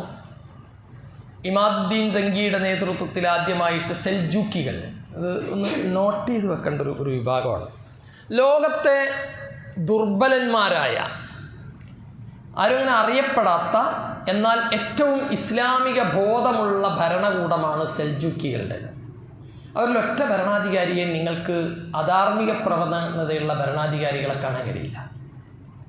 ആ കൂട്ടത്തിൽപ്പെട്ടതാണ് നൂറുദ്ദീൻ ജംഗിയും ഇമാദുദ്ദീൻ ജംഗിയും ഒക്കെ. ഈ നൂറുദ്ദീൻ ജംഗിയുടെ കാലത്താണ് രണ്ടാമത്തെ ഒരു കുരിശ് യുദ്ധത്തിന് വേണ്ടിയിട്ട് ഈജിപ്ത് കീഴടക്കാൻ ക്രൈസ്തവ യൂറോപ്പ് വരുന്നത്. അപ്പോൾ ഈജിപ്തിനെ ഭരിക്കുന്നത് ഫാത്തിമികളാണ്. ഫാത്തിമികൾ ചെയ്ത പണി, ഇമാദുദ്ദീൻ ജംഗി എന്ന് പറയുന്ന ഈ നൂറുദ്ദീൻ ജംഗിയുടെ ഉപ്പ, അദ്ദേഹമാണ് ആദ്യമായിട്ട് ഈ പറഞ്ഞല്ലോ, ഇവരുടെ സിറൊക്കെ പറയുന്നത് മലവെള്ളപ്പാച്ചിൽ പോലെയാണ് ക്രൈസ്തവ യൂറോപ്പിലെ കുരിശ് പട മുസ്ലിം ലോകത്തേക്ക് കടന്നു വന്ന് എല്ലാവരും പേടിച്ചു വറച്ചു നിന്ന സമയത്ത് ആദ്യമായിട്ട് ഇവർക്കെതിരായിട്ടൊരു പ്രതികരണം, ഒരു പട്ടണം കുരിശ് പടയിൽ നിന്ന് തിരിച്ചു പിടിക്കുന്നത് ഇമാദുദ്ദീൻ ജംഗിയാണ്. പക്ഷേ ഷിയാക്കൾ ചെയ്ത പണി എന്തറിയോ? അതിൻ്റെ ശേഷം അഷാഷീൻ എന്ന് പറയുന്ന ഒരു വിഭാഗമുണ്ട് ക്രിസ്ത്യാനി, ഇയാളുടെ ഷിയാക്കളുടെ കീഴിൽ രഹസ്യസംഘം. അവർ രഹസ്യസംഘം ഗൂഢാലോചന നടത്തിയിട്ട് ഇമാദുദ്ദീൻ ജംഗിയെ കൊന്നുകളഞ്ഞു. അതിനുശേഷമാണ് നൂറുദ്ദീൻ ജംഗി അധികാരം ഏറ്റെടുക്കുന്നത്. നൂറുദ്ദീൻ ജംഗിയുടെ കാലത്താണ് ഫാത്തിമികൾക്കെതിരായിട്ട് കുരിശുപട വീണ്ടും വരുന്നത്. ആ സമയത്ത് ഫാത്തിമികൾക്ക് അറിയാം, ഒരു കാരണവശാലും ആയുധം കൊണ്ട് സ്വന്തം ഇവരോട് പോരടിക്കാൻ കഴിയില്ല. അപ്പോഴാണ് നൂറുദ്ദീൻ ജംഗിയോട് സഹായം ആവശ്യപ്പെടുന്നത്. നൂറുദ്ദീൻ ജംഗി ശരിക്കും വേണ്ടത് എന്താ? ഉപ്പാനെ കൊന്ന ആൾക്കാരാണ്. ഒരു സഹായം ചെയ്തു, പക്ഷേ ഇസ്ലാമിക ഐക്യം എന്നൊരൊറ്റ ലക്ഷ്യം വെച്ച് അദ്ദേഹം അദ്ദേഹത്തെ സഹായിച്ചു. സലാഹുദ്ദീൻ അയ്യൂബി അടങ്ങുന്നൊരു സൈന്യത്തെ അവർ അയച്ചു കൊടുത്തു. കുരിശു പടക്ക് തിരിച്ചു പോകേണ്ടി വന്നു. വമ്പിച്ച തിരിച്ചടി ഉണ്ടായി. അതിൻ്റെ ഫലമായിട്ട് നൂറുദ്ദീൻ ജംഗിയുടെ ആളുകൾക്ക് അവിടുത്തെ ഭരണം ഫാത്തിമികളെ ഏൽപ്പിച്ചു കൊടുത്തു. അങ്ങനെയാണ് സലാഹുദ്ദീൻ അയ്യൂബി ഈജിപ്തിൻ്റെ ഭരണാധികാരിയായിട്ട് തീരുന്നത്. പിന്നീട് സലാഹുദ്ദീൻ അയ്യൂബിയുടെ ജീവിതത്തിൻ്റെ ഒരൊറ്റ ലക്ഷ്യം ബൈത്തുൽ മുഖദ്ദസ് തിരിച്ചു പിടിക്കുക എന്നതായിരുന്നു. അദ്ദേഹം സൈന്യത്തെ 2 തരത്തിൽ അദ്ദേഹം ശ്രമിച്ചു. ഒന്ന്, മുസ്ലിം ലോകത്തെ എല്ലാ ഭിന്നതകളും ഇല്ലാതാക്കുക. നീണ്ട 14 വർഷം അതിനു വേണ്ടി അദ്ദേഹം ശ്രമിച്ചു. മുസ്ലിം സമുദായത്തിലെ എല്ലാ ഭിന്നതയും ഇല്ലാതാക്കിയിട്ട് ഒറ്റ സംഘമായിട്ട് മുസ്ലിങ്ങൾ മാറണം. രണ്ടാമതായി, സൈന്യത്തിൻ്റെ ഈ ടെൻറ്റുകളിൽ ഇദ്ദേഹം രാത്രികാലങ്ങളിൽ സഞ്ചരിക്കും. രാത്രി സഞ്ചരിക്കുമ്പോൾ സൈന്യമൊക്കെ കിടന്നുറങ്ങുകയാണ്. രാത്രി 2-3 മണിയൊക്കെ ആയാലും സൈന്യമൊക്കെ കിടന്നുറങ്ങുകയാണ്. അപ്പോൾ സലാഹുദ്ദീൻ അയ്യൂബി പറഞ്ഞു, നമുക്ക് യുദ്ധത്തിന് പോകാനായിട്ടില്ല. അവസാനം സൈന്യത്തിൻ്റെ ടെൻറ്റുകളിൽ പോകുമ്പോൾ തഹജ്ജുദ് നിസ്കരിക്കുന്ന സൈന്യത്തെ കണ്ടപ്പോൾ മാത്രമാണ് അദ്ദേഹം യുദ്ധത്തിന് തയ്യാറായത്. അങ്ങനെയാണ് അജ്നാദീൻ യുദ്ധം എന്ന് പറയുന്ന വളരെ പ്രശസ്തമായ ക്രിസ്ത്യാനികളുമായിട്ടുള്ള യുദ്ധം നടക്കുന്നത്. ആ യുദ്ധത്തിൽ സലാഹുദ്ദീൻ അയ്യൂബി 14,000 ആളുകൾ, 65,000 ക്രൈസ്തവ കുരിശുപട, 14,000 ആളുകളെ കൊണ്ട് കുരിശുപടയെ ആട്ടിയോടിച്ചു. ഫലസ്തീൻ്റെ മണ്ണിൽ നിന്നവരെ ഇല്ലാതാക്കിയിട്ട് അവിടെയും രസകരമായൊരു സംഭവമുണ്ട്. നേരത്തെ നമ്മൾ പറഞ്ഞു, നെരിയാണിക്ക് മുകളിൽ രക്തം തളം കെട്ടിയിട്ടാണ് കുരിശുപട മുസ്ലിങ്ങളിൽ നിന്ന് ഫലസ്തീൻ കീഴടക്കിയതെങ്കിൽ സലാഹുദ്ദീൻ അയ്യൂബി ഇവരെ കീഴടക്കി. അതിൻ്റെ ശേഷം ക്രിസ്ത്യാനികളൊക്കെ പേടിച്ച് നിൽക്കുകയാണ്. കാരണം ഒരു 90 കൊല്ലം മുമ്പ് എല്ലാവരെയും കൊന്നൊടുക്കിയിട്ടാണ് ഇത് പിടിച്ചെടുത്തത്. ഇന്നിപ്പോൾ അധികാരം ഇവരെ കയ്യിൽ കിട്ടി, തീർച്ചയാണ് എല്ലാവരും കൊല്ലപ്പെടുമെന്ന് ഭയപ്പെട്ടപ്പോൾ സലാഹുദ്ദീൻ അയ്യൂബി പറഞ്ഞു, ഞാനിവിടെ മാതൃകയാക്കുന്നത് എൻ്റെ നേതാവ് മക്കം ഫത്ഹിൻ്റെന്ന് പറഞ്ഞ അതേ വാചകമാണ്. ഇദ്ഹബു അൻതുമു തുലഖാ, നിങ്ങളെല്ലാവരും സ്വതന്ത്രരാണ്, ഒരു പ്രതികരണവും ഇല്ല, ഒരു പ്രതികാരവും ഇല്ല, എല്ലാവരെയും വെറുതെ വിട്ടു. രണ്ടാമത് ഇവിടെ ചരിത്രത്തിൽ ഒരു സംഭവം കൂടിയുണ്ട്. നേരത്തെ പറഞ്ഞല്ലോ, കുരിശുപട ബൈത്തുൽ മുഖദ്ദസും ഫലസ്തീനും കീഴടക്കി. അന്ന് മുസ്ലിങ്ങളെ മാത്രമല്ല അവിടെ നാട്ടി പുറത്താക്കിയത്, ജൂതന്മാരെ മുഴുവനും അവിടുന്ന് പുറത്താക്കി ഈ കുരിശുപട. പക്ഷേ സലാഹുദ്ദീൻ അയ്യൂബി ഈ ഫലസ്തീൻ തിരിച്ചു പിടിച്ചതിൻ്റെ ശേഷമല്ലാതെ ജൂതന്മാർക്ക് പിന്നീട് അവിടെ വരാനേ കഴിഞ്ഞിട്ടില്ല. അപ്പോൾ ഈ ചരിത്രം മുഴുവൻ സൂചിപ്പിക്കുന്നത് എന്താ? ചരിത്രത്തിൽ ഒരു സമയത്ത് പോലും ഫലസ്തീനിൽ ജൂതന്മാരും മുസ്ലിമീങ്ങളും തമ്മിൽ ഒരു സംഘട്ടനം ഉണ്ടായിട്ടില്ല. ജൂതന്മാരും മുസ്ലിങ്ങളും തമ്മിലൊരു ശത്രുതയുടെ പേരിലൊരു സംഘടന ഉണ്ടായിട്ടില്ല. മറിച്ച് ക്രൈസ്തവ ജൂത പോരാട്ടമേ ഉണ്ടായിട്ടുള്ളൂ. അതിനുശേഷം സലാഹുദ്ദീൻ അയ്യൂബി ബൈത്തുൽ മുഖദ്ദസ് തിരിച്ചു പിടിച്ചതിൻ്റെ ശേഷം 918 വരെ മുസ്ലിമീങ്ങളുടെ കയ്യിലാണ്. അപ്പോൾ 1200 മുതൽ 1918 വരെ ഫലസ്തീൻ്റെ പൂർണ്ണമായ അധികാരമുണ്ടായിരുന്നത് മുസ്ലിമീങ്ങളുടെ കയ്യിലാണ്. ആ കാലത്ത് ഉടനീളം ഫലസ്തീനിലും അതുപോലെ തന്നെ മുസ്ലിം ലോകത്തും എല്ലാ ജനവിഭാഗങ്ങളും സ്വതന്ത്രമായിട്ട് ജീവിച്ചു. ഇനി ഇതവിടെ വെക്കുക. ഇത്രയാണ് ഫലസ്തീൻ്റെ ചരിത്രം ആദ്യത്തെ ഘട്ടം പറയാനുള്ളത്. ഇനി ജൂതന്മാരെക്കുറിച്ച് കുറച്ച് ചിലതൊക്കെ സൂചിപ്പിക്കാനുണ്ട്. ആരാണ് ജൂതന്മാർ? നമ്മൾ നേരത്തെ പറഞ്ഞു. അങ്ങനെ ഒരു തെറ്റിദ്ധാരണ ഉണ്ട്. എല്ലാ ജൂതന്മാരും സത്യത്തിൽ ബനു ഇസ്രായേലിയരല്ല കേട്ടോ. മറിച്ച് ജൂതന്മാർ 3-4 വിഭാഗമുണ്ട്. ഒന്ന് ബനു ഇസ്രായേലിയാണ്, 2 അഷ്കനാസി ജൂതന്മാരെന്ന് പറയുന്ന യൂറോപ്പിലെ ജൂതന്മാരുണ്ട്. അവർ ഫലസ്തീനിൽ നിന്ന് കുടിയിറക്കപ്പെട്ടവരോ അല്ലെങ്കിൽ ഏതെങ്കിലും വിധത്തിൽ പീഡിപ്പിക്കപ്പെട്ടവരോ അല്ല. ഈ യൂറോപ്യൻ നാടുകളിൽ നിന്ന് ഈ ജൂതമതം സ്വീകരിച്ച ആളുകളാണ് അഷ്കനാസി ജൂതന്മാർ എന്ന് പറയുന്നത്. മറ്റൊരു വിഭാഗം എത്യോപ്യൻ ജൂതന്മാരുടെ കറുത്ത വർഗ്ഗക്കാരായ ജൂതന്മാരുണ്ട്. അടുത്ത വേറൊന്ന് ഈ എന്താ പറയുക, ഓർത്തഡോക്സ് ജൂതന്മാർ. ഇങ്ങനെ ജൂതന്മാർ ലോകത്ത് 4 തരത്തിലുണ്ട്. ലോകത്ത് അധികം ആളുകളുടെയും തെറ്റിദ്ധാരണ ജൂതന്മാരെന്ന് പറയുന്നത് അവർ മുഴുവൻ ബനു ഇസ്രായേലിയരാണ് എന്നാണ്. അല്ല, ജൂതന്മാർ ഈ 4 വിഭാഗത്തിൽ ഉണ്ട്. പക്ഷെ ലോകത്ത് ജൂതന്മാർക്ക് സ്വന്തമായിട്ട് ഒരു രാഷ്ട്രമില്ല. നിങ്ങൾ ആലോചിച്ച് നോക്കൂ, ഇതൊരു അവകാശമാണോ? രാഷ്ട്രീയമായി ചിന്തിച്ച് നോക്കൂ. ലോകത്തിൻ്റെ വിവിധ ഭാഗങ്ങളിൽ ജൂതന്മാർ ജീവിക്കുന്നുണ്ട്. ഈ ജൂതന്മാർക്ക് സ്വന്തമായിട്ടൊരു രാഷ്ട്രം വേണം എന്നത് ഒരു തരത്തിലും ന്യായമുള്ള സംഗതിയല്ല. ഇപ്പം മുസ്ലിമീങ്ങൾക്ക് മാത്രമായിട്ടൊരു രാജ്യം വേണം, ക്രിസ്ത്യാനികൾക്ക് മാത്രമായിട്ടൊരു രാജ്യം വേണം. മുസ്ലിം ഭൂരിപക്ഷമുള്ള രാജ്യം മുസ്ലിം രാജ്യമായി മാറുന്നു, ക്രിസ്ത്യൻ ഭൂരിപക്ഷമുള്ള രാജ്യം ക്രിസ്ത്യൻ രാജ്യമായി മാറുന്നു. അല്ലാതെ ലോകത്തുള്ള എല്ലാ ഭാഗത്തുള്ള ക്രിസ്ത്യാനികൾ ഒരുമിച്ച് കൂടി അവിടെ ഒരു ക്രിസ്ത്യൻ രാജ്യം വേണം, അത് ശരിയല്ലല്ലോ. എന്നാൽ ഈ ആവശ്യമാണ് ജൂതന്മാർ ലോകത്ത് ഉന്നയിച്ച്. എന്തുകൊണ്ടാണെന്ന് ചോദിച്ചാൽ ലോകത്ത് ഉടനീളമുള്ള ജൂതന്മാർ അവർ താമസിക്കുന്ന രാജ്യത്തിന് ശല്യമായിരുന്നു. കാരണം ഇവരുടെ പ്രധാനപ്പെട്ട സാമ്പത്തിക സ്രോതസ് എന്ന് പറയുന്നത് പലിശയും മയക്കുമരുന്നുമാണ്. അതുകൊണ്ട് തന്നെ ലോകത്തുള്ള എല്ലാ ഭരണകൂടവും ഇവരെ വെറുത്ത അവസ്ഥയുണ്ട്. യൂറോപ്പ് മാത്രമല്ല, യൂറോപ്പ് നേരത്തെ സൂചിപ്പിച്ചതുപോലെ ഈ കോൺസ്റ്റന്റൈൻ്റെ ക്രിസ്തുമത ആശ്ലേഷണത്തിന് ശേഷം യൂറോപ്പ് മുഴുവൻ ക്രൈസ്തവ ലോകമായി മാറി. ക്രിസ്ത്യാനികളെ സംബന്ധിച്ചിടത്തോളം ജൂതന്മാർ എന്ന് പറയുന്നത് മുസ്ലിങ്ങളെക്കാൾ ശത്രുതയുള്ളവരാണ്. എന്താ കാരണം? യേശുവിനെ കുരിശിലേറ്റിയ ആളുകളാണ്. യേശുവിനെ ജാരസന്തതി എന്ന് വിളിച്ചവരാണ്. ഫലസ്തീൻ്റെ മണ്ണിൽ നിന്ന് ക്രിസ്ത്യാനികളെ ആട്ടിയോടിച്ചവരാണ്. ഈ ഒരു വെറുപ്പ് ലോകത്ത് ക്രിസ്ത്യാനികൾക്കുണ്ട്. അതുകൊണ്ട് തന്നെ ക്രൈസ്തവ യൂറോപ്പിൽ മുഴുവൻ ജൂതന്മാർ കിരാതമായ പീഡനത്തിന് ഇരയായിട്ടുണ്ട്. ഈ ജൂത ചരിത്രകാരന്മാർ എഴുതുന്ന, ചരിത്രകാരൻ്റെ പേര് മറന്നേ, ജൂത ചരിത്രകാരന്മാർ എഴുതുന്ന ചില ചരിത്രമുണ്ട്. ലോകത്ത് ജൂതന്മാരുടെ സുവർണ കാലഘട്ടം എന്ന് അറിയപ്പെടുന്നത് അത് ഇസ്ലാമിക സ്പെയിനിലെ അവരുടെ കാലഘട്ടമാണ്. മൂസബിന് മൈമൂൻ എന്ന് പറയുന്ന ഒരാളുണ്ട് ജൂതമതത്തിൽ. അയാൾ ആരാന്നറിയോ? മൂസാ നബി അലൈഹിസ്സലാം കഴിഞ്ഞാൽ ഏറ്റവും കൂടുതൽ അവർക്ക് പുണ്യമുള്ള മനുഷ്യനാണ് മൂസബിന് മൈമൂൻ.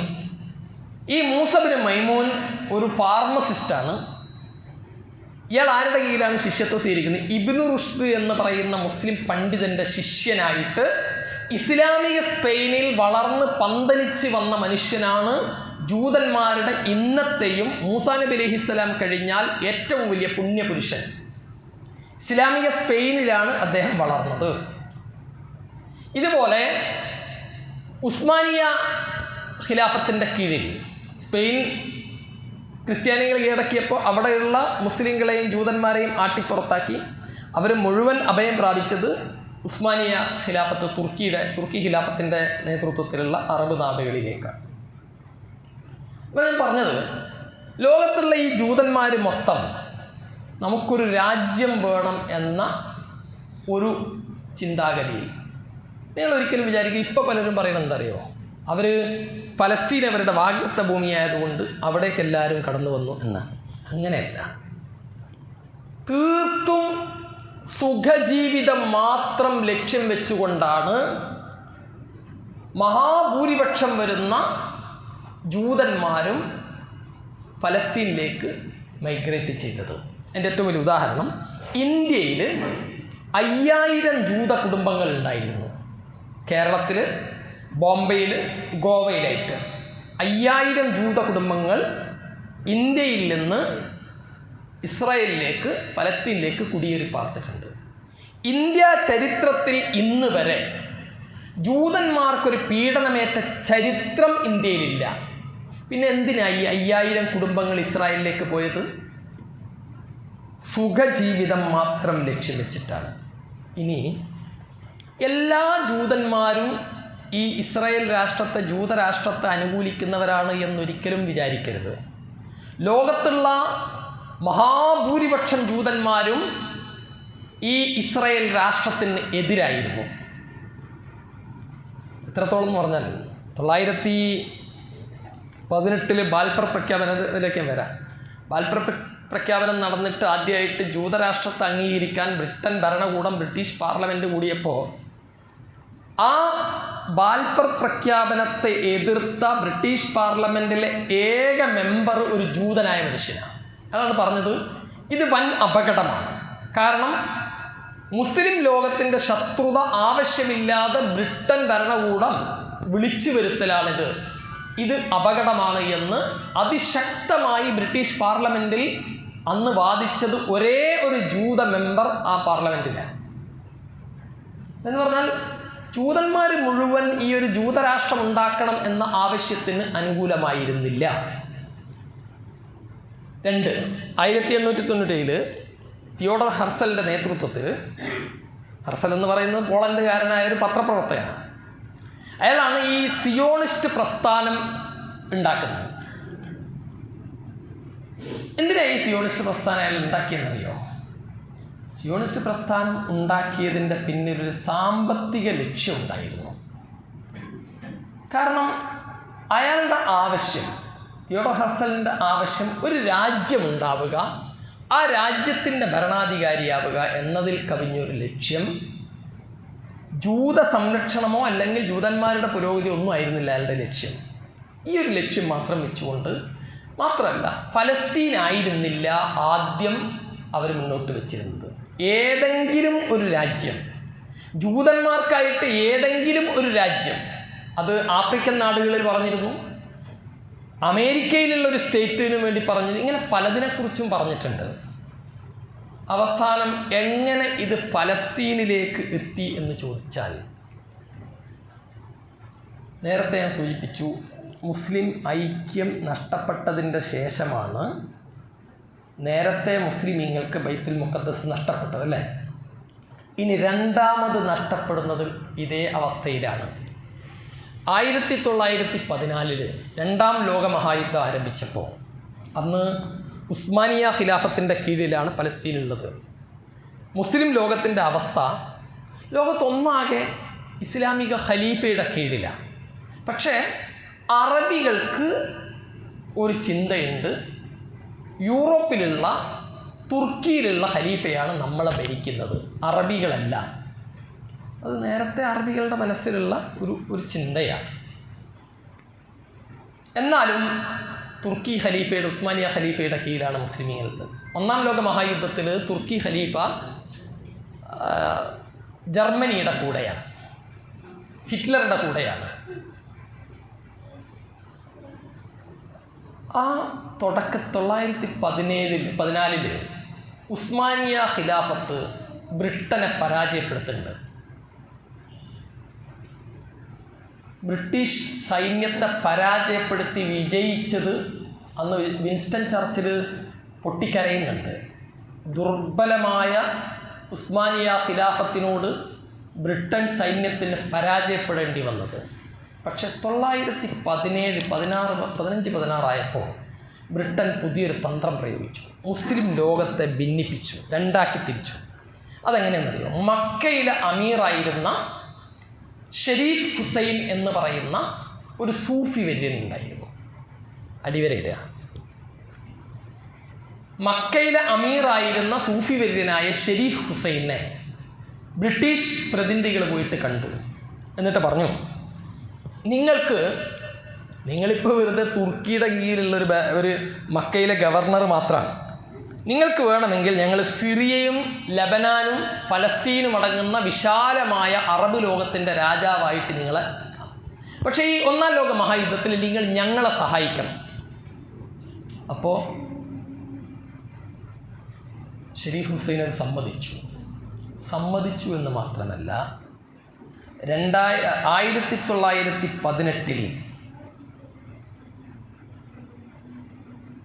ഫലസ്തീൻ ബ്രിട്ടൻ ആക്രമിച്ച് കീഴടക്കുമ്പോൾ നേരത്തെ പറഞ്ഞതുപോലെ ആയിരക്കണക്കിന് മുസ്ലിമീങ്ങളുടെ ഈ മയ്യത്തിൻ്റെ മുകളിൽ നിന്നുകൊണ്ട് അന്നത്തെ ബ്രിട്ടീഷ് സൈന്യാധിപൻ പ്രഖ്യാപിച്ചു, ഇപ്പോഴാണ് കുരിശ് യുദ്ധം അവസാനിച്ചത്. നൂറ്റാണ്ടുകൾക്ക് മുമ്പ് തുടങ്ങിയ കുരിശ് യുദ്ധം ഇപ്പോഴാണ് അവസാനിച്ചത്. പക്ഷേ ഈ മുസ്ലിമീങ്ങളെ കൊന്നതാരാന്നറിയോ നിങ്ങൾ? ഷെരീഫ് ഹുസൈൻ്റെ നേതൃത്വത്തിലുള്ള മുസ്ലിം സൈന്യം. അതായത് മുസ്ലിമീങ്ങളെ കീഴടക്കാൻ ബ്രിട്ടൻ അന്ന് ഉപയോഗിച്ചത് മുസ്ലിമീങ്ങളെ തന്നെയാണ്. എന്തായിരുന്നു കരാർ? ഫലസ്തീനും ലബനാനും സിറിയയും അടങ്ങുന്ന പ്രദേശം നിങ്ങൾക്ക് അധികാരം തരും. പക്ഷേ ഇതേ സമയത്ത് തന്നെ തുർക്കി റഷ്യക്ക് കൊടുക്കാം, സിറിയ ഫ്രാൻസിന് കൊടുക്കാം എന്ന കരാറിൽ വേറെയും എന്ത് ചെയ്തിട്ടുണ്ട്? ബ്രിട്ടൻ ഒപ്പിട്ടിട്ടുണ്ട്.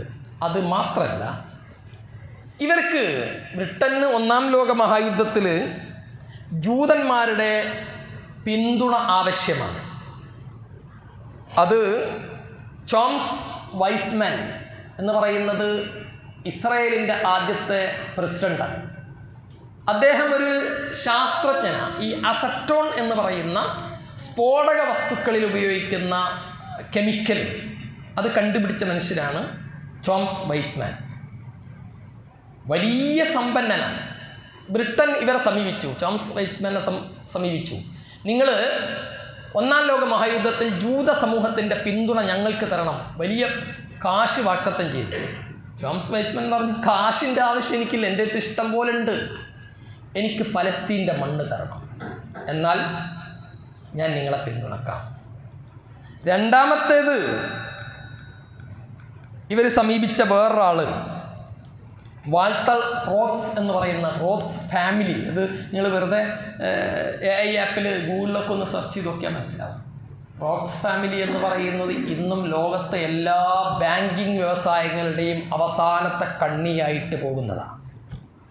പലിശയിലധിഷ്ഠിതമായ എല്ലാ ബിസിനസ്സുകളുടെയും അവസാനത്തെ കണ്ണിയായിട്ട് നിങ്ങൾക്കിന്ന് കാണാൻ കഴിയുന്ന അമേരിക്ക കേന്ദ്രീകരിച്ചിട്ടുള്ള റോഡ്സ് ഫാമിലിയിലാണ്. ഈ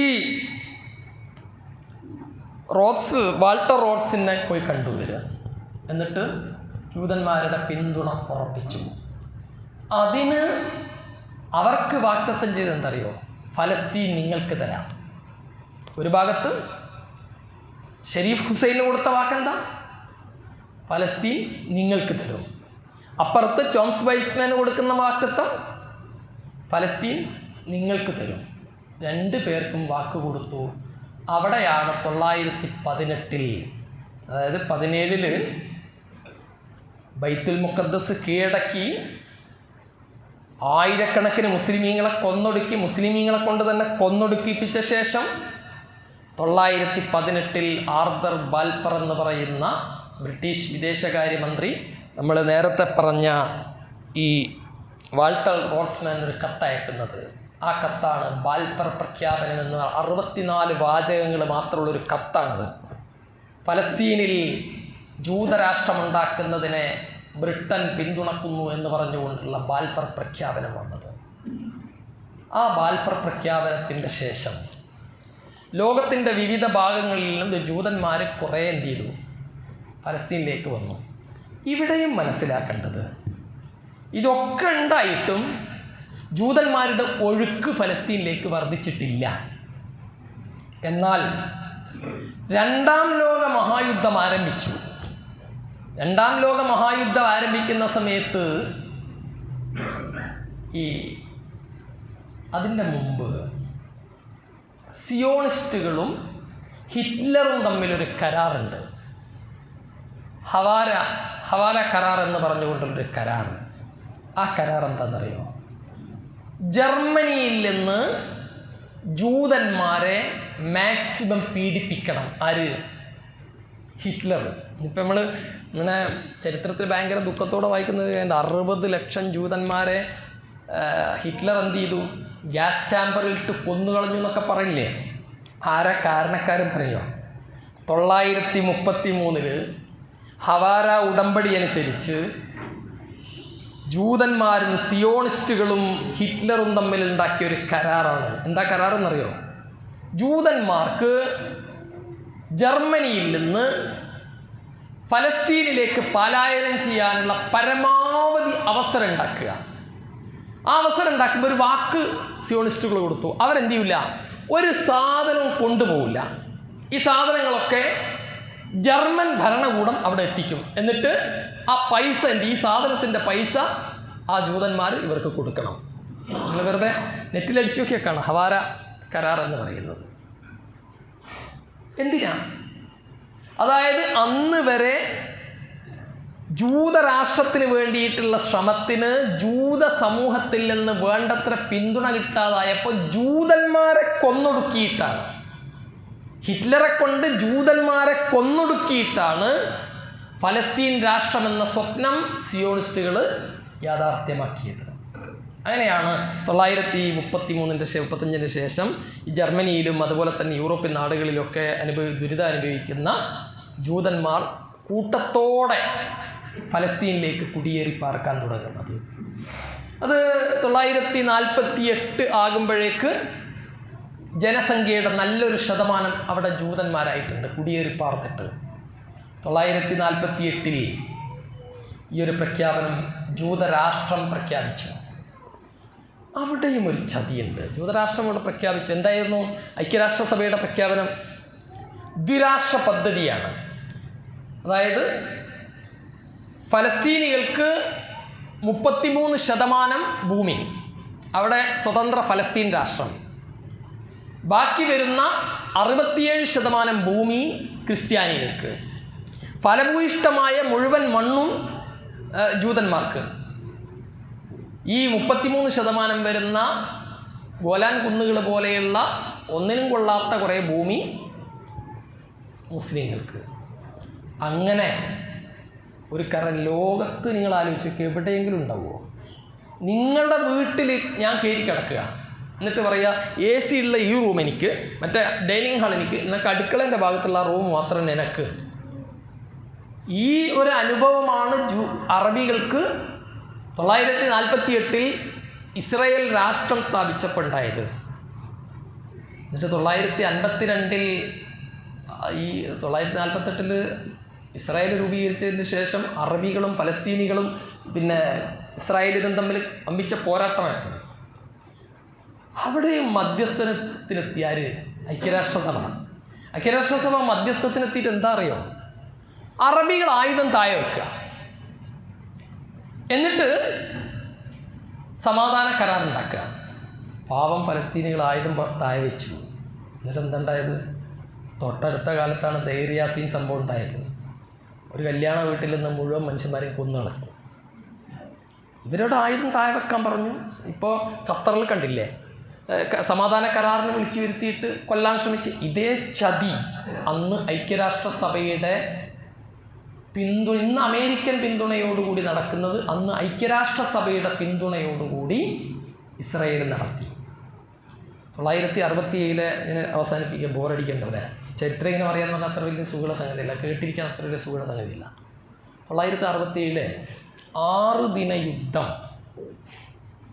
അത് ഫലസ്തീൻ ചരിത്രത്തിലെ ഒരു നിർണായകമായ സംഭവമാണ്. യഥാർത്ഥത്തിൽ ഇസ്രായേൽ എന്ന് പറയുന്ന 948 മാത്രം രൂപീകരിച്ച 10-20 വർഷത്തിൻ്റെ ഉള്ളിൽ മാത്രം പ്രായമുള്ള ഒരു കൊച്ചു രാഷ്ട്രം. അപ്പുറത്ത് ജമാൽ അബ്ദുൽ നാസർ എന്ന് പറയുന്ന അധികായം, ലബനാൻ, സിറിയ, ഇവരെല്ലാം കൂടി ഐക്യപ്പെട്ടൊരു ഐക്യ അറബ് രാഷ്ട്രവും ഇസ്രായേലും തമ്മിലാണ് യുദ്ധം. ഏകദേശം 3000-ലേറെ ജെറ്റ് വിമാനങ്ങൾ ഈജിപ്തിന് മാത്രമുണ്ട്. അത്ര തന്നെ സിറിയക്കുണ്ട്. എല്ലാ ആയുധങ്ങളും ഉണ്ട്. പക്ഷെ എന്തായെന്നറിയാം, 967 ജൂൺ 6-ാം തീയതി രാവിലെ 8 മണിയാകുമ്പോഴേക്ക് ഈജിപ്തിൻ്റെ സകല എയർപോർട്ടുകളും ബോംബിട്ട് തകർത്ത് കളഞ്ഞു ഇസ്രായേൽ. എന്താ സംഭവം? ഒന്ന്, അവിടെ ഉണ്ടായിരുന്നത് ഈമാനികമോ ഇസ്ലാമികമോ ആയ ഒരു ഐക്യമായിരുന്നില്ല. ഒരു അറബ് ഐക്യം ഉണ്ടാക്കാൻ ശ്രമിച്ചു. ആയുധബലമുണ്ട്, ആൾബലമുണ്ട്, എല്ലാം ഉണ്ട്. പക്ഷേ പടച്ചവൻ്റെ സഹായം മാത്രമില്ല. 2, അള്ളാഹുവിൻ്റെ ഒരു കൽപ്പനയുണ്ട്, നിങ്ങളെപ്പോഴും ബദ്ധശ്രദ്ധരായിരിക്കണം. ഇതെന്താ? രാവിലെ 8 മണിയായപ്പോൾ ഒരു പ്രഖ്യാപനം, പിന്നെ എന്താ പറയുക, സൈനിക ക്യാമ്പുകളിൽ ജമാൽ അബ്ദുൽ നാസർ സൈനിക താവളങ്ങൾ സന്ദർശിക്കാൻ വരുന്നുണ്ട്. അതുകൊണ്ട് എല്ലാ റഡാറുകളും ഓഫാക്കിയിടണം. എല്ലാ റഡാറും ഓഫാക്കി. റഡാർ ഓഫാക്കി 10 മിനിറ്റ് കഴിയുമ്പോഴത്തേക്ക് എല്ലാ വിമാനത്താവളങ്ങളും എന്ത് ചെയ്തു? ഇസ്രായേൽ അടിച്ച് നിലംപരിശാക്കി. ആരായി സന്ദേശം കൊടുത്തത്? അത് ഇസ്രായേലാണ്. ആർക്ക്? അറബ് പട്ടാളത്തിനിടെ, ഇത്രയും ശക്തമായ പട്ടാളത്തിനിടയിൽ റഡാറുകൾ ഓഫാക്കാൻ വേണ്ടി സന്ദേശം കൊടുക്കുന്നത് ഇസ്രായേൽ. ഇന്നും ഇസ്ലാമിക സമൂഹത്തിന്, മുസ്ലിം സമുദായത്തിന്, മുസ്ലിം സമൂഹത്തിന് രക്ഷ കിട്ടാത്ത ഒരു സംഗതി, ശത്രു ആരാണ് എന്ന് തിരിച്ചറിയാനുള്ള കഴിവ് ഇല്ലാതെ പോകുന്നു എന്നതാണ്. പലസ്തീൻ സംഭവത്തിൽ ഉടനീളം നമുക്ക് പഠിക്കാനുള്ള പാഠം ഒന്ന്, ഇസ്ലാമിക ഐക്യം ഏതൊക്കെ കാലത്ത് നിലനിന്നിട്ടുണ്ടോ അന്നൊക്കെ മുസ്ലിമീങ്ങൾക്ക് വിജയിക്കാൻ സാധിച്ചിട്ടുണ്ട്. എന്നൊക്കെ ഭിന്നിച്ചിട്ടുണ്ടോ അന്നൊക്കെ പലസ്തീൻ നമ്മുടെ കയ്യിൽ നിന്ന് പോയിട്ടുണ്ട്. 2, ശത്രു ആരാണ് മിത്രമാരാണെന്ന് തിരിച്ചറിയാത്ത കാലത്തോളം പലസ്തീനിൽ വിജയിക്കാൻ സാധിക്കില്ല. ഇനി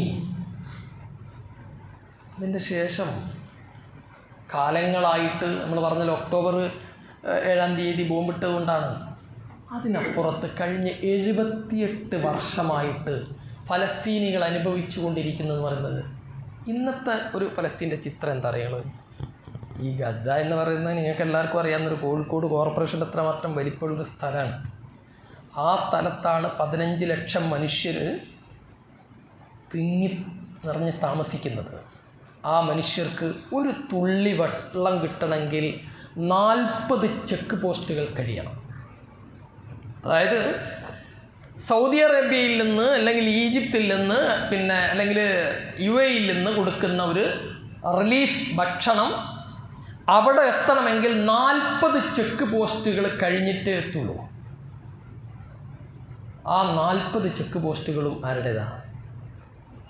ഇസ്രായേലിൻ്റെതാണ്. ഇപ്പുറത്ത് ഈജിപ്തിൻ്റെ അതിർത്തി വർഷങ്ങളായിട്ട് മതിൽ കെട്ടിയിട്ട് ബന്ധിച്ചിരിക്കുന്നു. പിന്നെ ഒരേ ഒരു മാർഗ്ഗം ഉണ്ടായിരുന്നതാണ് കടൽ മാർഗം പോകാൻ കഴിയുന്നത്. അതാണ് ഇന്നലെ നിങ്ങൾ കണ്ടില്ല ഫ്ലോട്ടിലേക്ക് തടഞ്ഞു എന്ന് പറയുന്നത്. 2007 മുതൽ ഫലസ്തീൻ്റെ കടലിടുക്ക് മുഴുവൻ ഇസ്രായേൽ ഉപരോധത്തിലാണ്. ഒരു ഈ ഉറുമ്പ് അവിടെ നിന്ന് അനങ്ങണമെങ്കിൽ ഇസ്രായേൽ പട്ടാളം അറിഞ്ഞിട്ടേ പറ്റുള്ളൂ. നിങ്ങൾ ആലോചിച്ച് നോക്കുക, 15 ലക്ഷം മനുഷ്യർ കഴിഞ്ഞ 78 വർഷമായിട്ട് അവർക്കൊരു കുടിവെള്ളം കുടിക്കണമെങ്കിൽ ജൂതൻ്റെ സമ്മതം വേണം. ഇപ്പം എന്താ അറിയോ, നാട്ടിൽ ലോകത്ത് പലരും വിചാരിക്കുന്നത് ഫലസ്തീനിൽ ഭക്ഷണം എത്തിക്കല പ്രശ്നം. ഫലസ്തീനിൽ ഭക്ഷണം എത്തിക്കലല്ല പ്രശ്നം. ഫലസ്തീനികൾക്ക് സ്വാതന്ത്ര്യം വേണം. അവർ മനുഷ്യരാണ് എന്ന് ലോകത്ത് അംഗീകരിക്കണം. അപ്പോഴേ ഈ ഫലസ്തീൻ പ്രശ്നം പരിഹരിക്കപ്പെടുള്ളൂ. ഇന്നിപ്പോൾ നമ്മൾ കണ്ടുകൊണ്ടിരിക്കുന്ന അവസ്ഥ എന്ന് പറയുന്നത്, അതുകൂടി പറഞ്ഞ് ഞാൻ അവസാനിപ്പിക്കാം. എന്തുകൊണ്ട് അമേരിക്ക ഇത്രമേൽ ഇസ്രായേലിന് പിന്തുണ കൊടുക്കുന്നത്? അതാലോചിച്ചിട്ടുണ്ട്. അമേരിക്ക ഏതാ മതം? ക്രിസ്ത്യാനികളാണ് അല്ലേ? ആര് തമ്മിലാണ്? ഞാൻ പറഞ്ഞ ചരിത്രത്തിലുടനീളം ആര് തമ്മിലാണ് പ്രശ്നം? ക്രിസ്ത്യാനികളും ജൂതന്മാരും തമ്മിലാണ്. പക്ഷേ അമേരിക്കയുടെ പൂർണ്ണ പിന്തുണ ആർക്കാം? ജൂതന്മാർക്ക്. ഇവിടെയാണ് 2 സംഗതിയുള്ളത്. ഒന്ന്, നിങ്ങൾ ദേനുമായി മുസ്ലിങ്ങൾ എന്ന് പറഞ്ഞുകൊണ്ട് അടിച്ചു നോക്കുക, പരിശോധിച്ച് നോക്കുക. ദേനുമായി മുസ്ലിങ്ങൾ ആരാറിയോ? ജൂതന്മാരാണ്. നമ്മൾ 921 ഈ ഖിലാഫത്ത് പ്രസ്ഥാനത്തിന് വേണ്ടി ഇവിടെ ഭയങ്കര അടിയൊക്കെ കൂടിയിട്ടില്ലേ? ആ സമയത്ത് തുർക്കി ഖിലാഫത്തിലുള്ള ആരാന്നറിയോ? 3 മന്ത്രിമാർ ജൂതന്മാരാ. എവിടെ? ഇസ്ലാമിക ഖിലാഫത്തിൻ്റെ കീഴിലെ 3 മന്ത്രിമാർ ജൂതന്മാരെ. എന്തിനാ കൂട്ടർ പറയണത്? പൊന്നാനിയിലൊരു പള്ളിയിലെ 12 കൊല്ലം നല്ല കിറാത്തുള്ള ഇമാമാരായിരുന്നറിയോ? ജൂതനാണ്. ഇതാണ് തുർക്കിയിൽ 3 മന്ത്രിമാർ ജൂതന്മാരായിരുന്നു. ഇതാണ് ദേനുമായി ജൂതന്മാർ എന്ന് പറയുന്നത്. എന്ന് പറഞ്ഞാൽ മുസ്ലിമായിട്ട് അനുഭവിക്കുക, ജൂതവിശ്വാസം ഉള്ളിൽ കൊണ്ടു നടക്കുക. ഇതേ സാധനം ക്രിസ്ത്യാനികൾക്കിടയിൽ വന്നത് പ്രൊട്ടസ്റ്റൻ്റ് ക്രിസ്ത്യാനികളെന്നാണ്. പക്ഷേ ഞാനിത് പറയുന്നത് കേട്ടിട്ട് നിങ്ങൾ പോയിട്ട് നെറ്റിൽ ChatGPTയിലോ അല്ലെങ്കിൽ ജെമിനിയിലോ അടിച്ചു നോക്കും. പിന്നെന്താണ്, പ്രൊട്ടസ്റ്റൻ്റ് ക്രിസ്ത്യാനികളും ജൂതന്മാരും ഒന്നാണോ? ഉടനെ ഉത്തരം കിട്ടും, അല്ല, അത് തെറ്റിദ്ധാരണയാണ്. വസ്തുത എന്താണെന്നറിയോ? ഈ ലോകത്ത് മുഴുവൻ ജൂതന്മാരെ ഇത്രയേറെ പീഡിപ്പിക്കുന്ന അവസ്ഥ വന്നപ്പോൾ ജൂത റബ്ബികൾ ജൂതന്മാരായ ആളുകൾക്ക് കൊടുത്ത ഉപദേശമാണ്, നിങ്ങൾ എന്ത് ചെയ്യുക? ജൂതവിശ്വാസം ഉള്ളിൽ കൊണ്ട് നടക്കുക, എന്നിട്ട് പഴയ നിയമം പ്രചരിപ്പിക്കുന്ന ക്രിസ്ത്യാനികളായി മാറുക. കൃത്യമായി മനസ്സിലാക്കുക.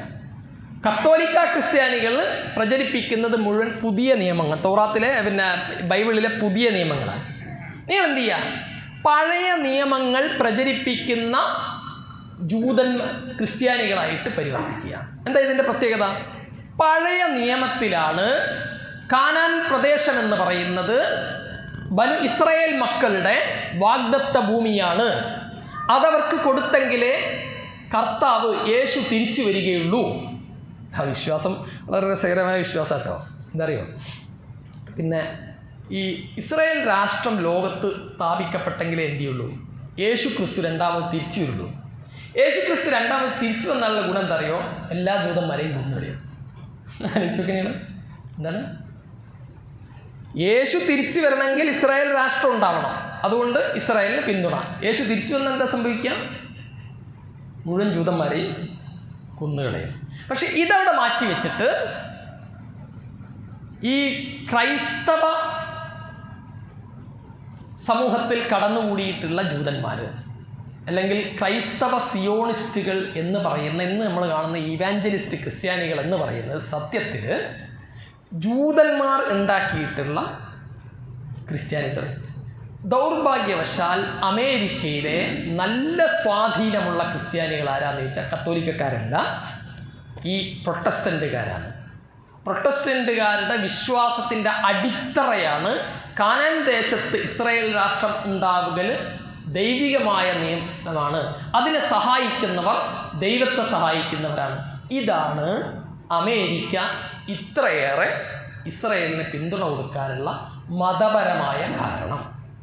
രണ്ടാമത്തെ ഒന്ന് ഞാൻ നേരത്തെ പറഞ്ഞു, ഈ ബാങ്കിങ് മേഖലയിലുള്ള ലോകത്തെ സാമ്പത്തിക സ്രോതസ്സുകളെ നിയന്ത്രിക്കുന്നതിൽ മുഖ്യ പങ്ക് വഹിക്കുന്നത്, പ്രത്യേകിച്ച് അമേരിക്കൻ ഐക്യനാടുകളിലെ സാമ്പത്തിക സ്രോതസ്സുകളെ നിയന്ത്രിക്കുന്നതിൽ മുഖ്യ പങ്ക് വഹിക്കുന്നത് ഈ ജൂതന്മാരാണ്. അതുകൊണ്ട് തന്നെ ഒരു കാലത്തും ന്യായത്തിൻ്റെ ഭാഗത്ത് അമേരിക്കയിൽ ഏത് ഭരണാധികാരികൾ വന്നാലും അമേരിക്ക ഉണ്ടാകുമെന്ന് പ്രതീക്ഷിക്കാൻ പറ്റുകയില്ല. ലോകത്തൊരു സലാഹുദ്ദീൻ അയ്യൂബി ഉടലെടുത്തെങ്കിലേ ഫലസ്തീൻ പ്രശ്നം പരിഹരിക്കാൻ പറ്റുള്ളൂ. പക്ഷേ ഇന്ന് ഒരു ഭാഗ്യമുള്ളത് എങ്ങനെയാണ്? 2023 ഒക്ടോബർ 7 ഹമാസ് ഇവരെ ആക്രമിച്ചിട്ട് നെതന്യാഹു എന്താ പ്രഖ്യാപിച്ചിരുന്നത്? ഫലസ്തീൻ എന്ന് പറയുന്ന ദേശം തന്നെ ലോകത്തുണ്ടാക്കില്ല. പക്ഷെ ഇപ്പം ലോകത്ത് ഏറ്റവും കൂടുതൽ പാറിപ്പറക്കുന്ന പതാക ഏതാ? ഫലസ്തീൻ്റെതാണ്. നിങ്ങൾ ആലോചിച്ച് നോക്കൂ, ഇന്ന് ഏറ്റവും കൂടുതൽ ഈ ഇസ്രായേൽ രാഷ്ട്രത്തെ എതിർക്കുകയും ഫലസ്തീനു വേണ്ടി വാദിക്കുകയും ചെയ്യുന്ന രാഷ്ട്രം ഏതാ? സ്പെയിനാണ്. നമ്മളൊക്കെ മെമ്പർമ കയറിയിട്ട് പ്രസംഗിക്കലേ ഉള്ളൂ, എന്ത് ഫലസ്തീൻ ഉൽപ്പന്നങ്ങൾ തിന്നാൻ പാടില്ല, എന്നിട്ട് വല്ല കിട്ടിയ കോള കുടിക്കുകയും ചെയ്യും അല്ലേ? എന്നാൽ സ്പെയിനിലെ ഭരണാധികാരി പ്രഖ്യാപിച്ചെന്തറിയോ? സ്പെയിനിലെ ഒരൊറ്റ കച്ചവടക്കാരൻ്റെയും കണക്ക് പുസ്തകത്തിൽ ഇസ്രായേലിനെ അനുകൂലിക്കുന്ന ഒരു ഉൽപ്പന്നത്തിൻ്റെയും കണക്കുണ്ടാവാൻ പാടില്ല. എല്ലാ ഉൽപ്പന്നങ്ങളും നിരോധിച്ചു. വേൾഡ് കപ്പിൽ ഇസ്രായേൽ കളിക്കുകയാണെങ്കിൽ ഞങ്ങളുടെ ടീം ഇല്ല. വേൾഡ് കപ്പും പിന്നെ സ്പെയിനും തമ്മിൽ വലിയൊരു ബന്ധമുണ്ട്. കാരണം സ്പെയിൻ 1-ാം നമ്പർ കളിക്കാരാണ്. ഞങ്ങൾ കളിക്കില്ല എന്ന് പ്രഖ്യാപിച്ചു. ആര്? സ്പെയിന് അല്ലേ? സ്പെയിനും മുസ്ലിങ്ങളും തമ്മിലുള്ള ബന്ധം എന്താ? മുസ്ലിമീങ്ങളെ ആട്ടി ഓടിച്ച ടീമാണ് ആര്? സ്പെയിൻ. ആ സ്പെയിനാണ് ഇന്ന് മുസ്ലിമീങ്ങൾക്ക് വേണ്ടി എന്ത് വാദിക്കുന്നത്. കാര്യം മാറി മറിഞ്ഞ് വരും, തീർച്ചയാണ്. നമ്മൾ പ്രാർത്ഥിക്കുക. അള്ളാഹുവിൻ്റെ സഹായം ഏത് വിധത്തിലാണ് വരുന്നത് എന്ന് പറയാൻ കഴിയില്ല. ഒരു പക്ഷേ ഇന്ന് ഫലസ്തീനിൽ നടക്കുന്ന സംഭവ വികാസങ്ങൾ ആയിരക്കണക്കിന് ലക്ഷക്കണക്കിന് പാവം മനുഷ്യർ മരിച്ചു വീണാലും ഒരു പക്ഷേ ആ ഫലസ്തീന് അനുഗ്രഹമായിരിക്കും. ഒരു സ്വതന്ത്ര ഫലസ്തീൻ രാഷ്ട്രം സ്ഥാപിക്കപ്പെടാനുള്ള ഒരു കാരണമായിട്ട് ഒരു പക്ഷേ ഇന്നത്തെ സംഭവ വികാസങ്ങൾ മാറിയേക്കാം. അള്ളാഹു അനുഗ്രഹിക്കുമാറാവട്ടെ. ربنا آتنا في الدنيا حسنة وفي الآخرة حسنة وقنا عذاب النار. ربنا تقبل منا إنك أنت السميع العليم. السلام عليكم ورحمة الله.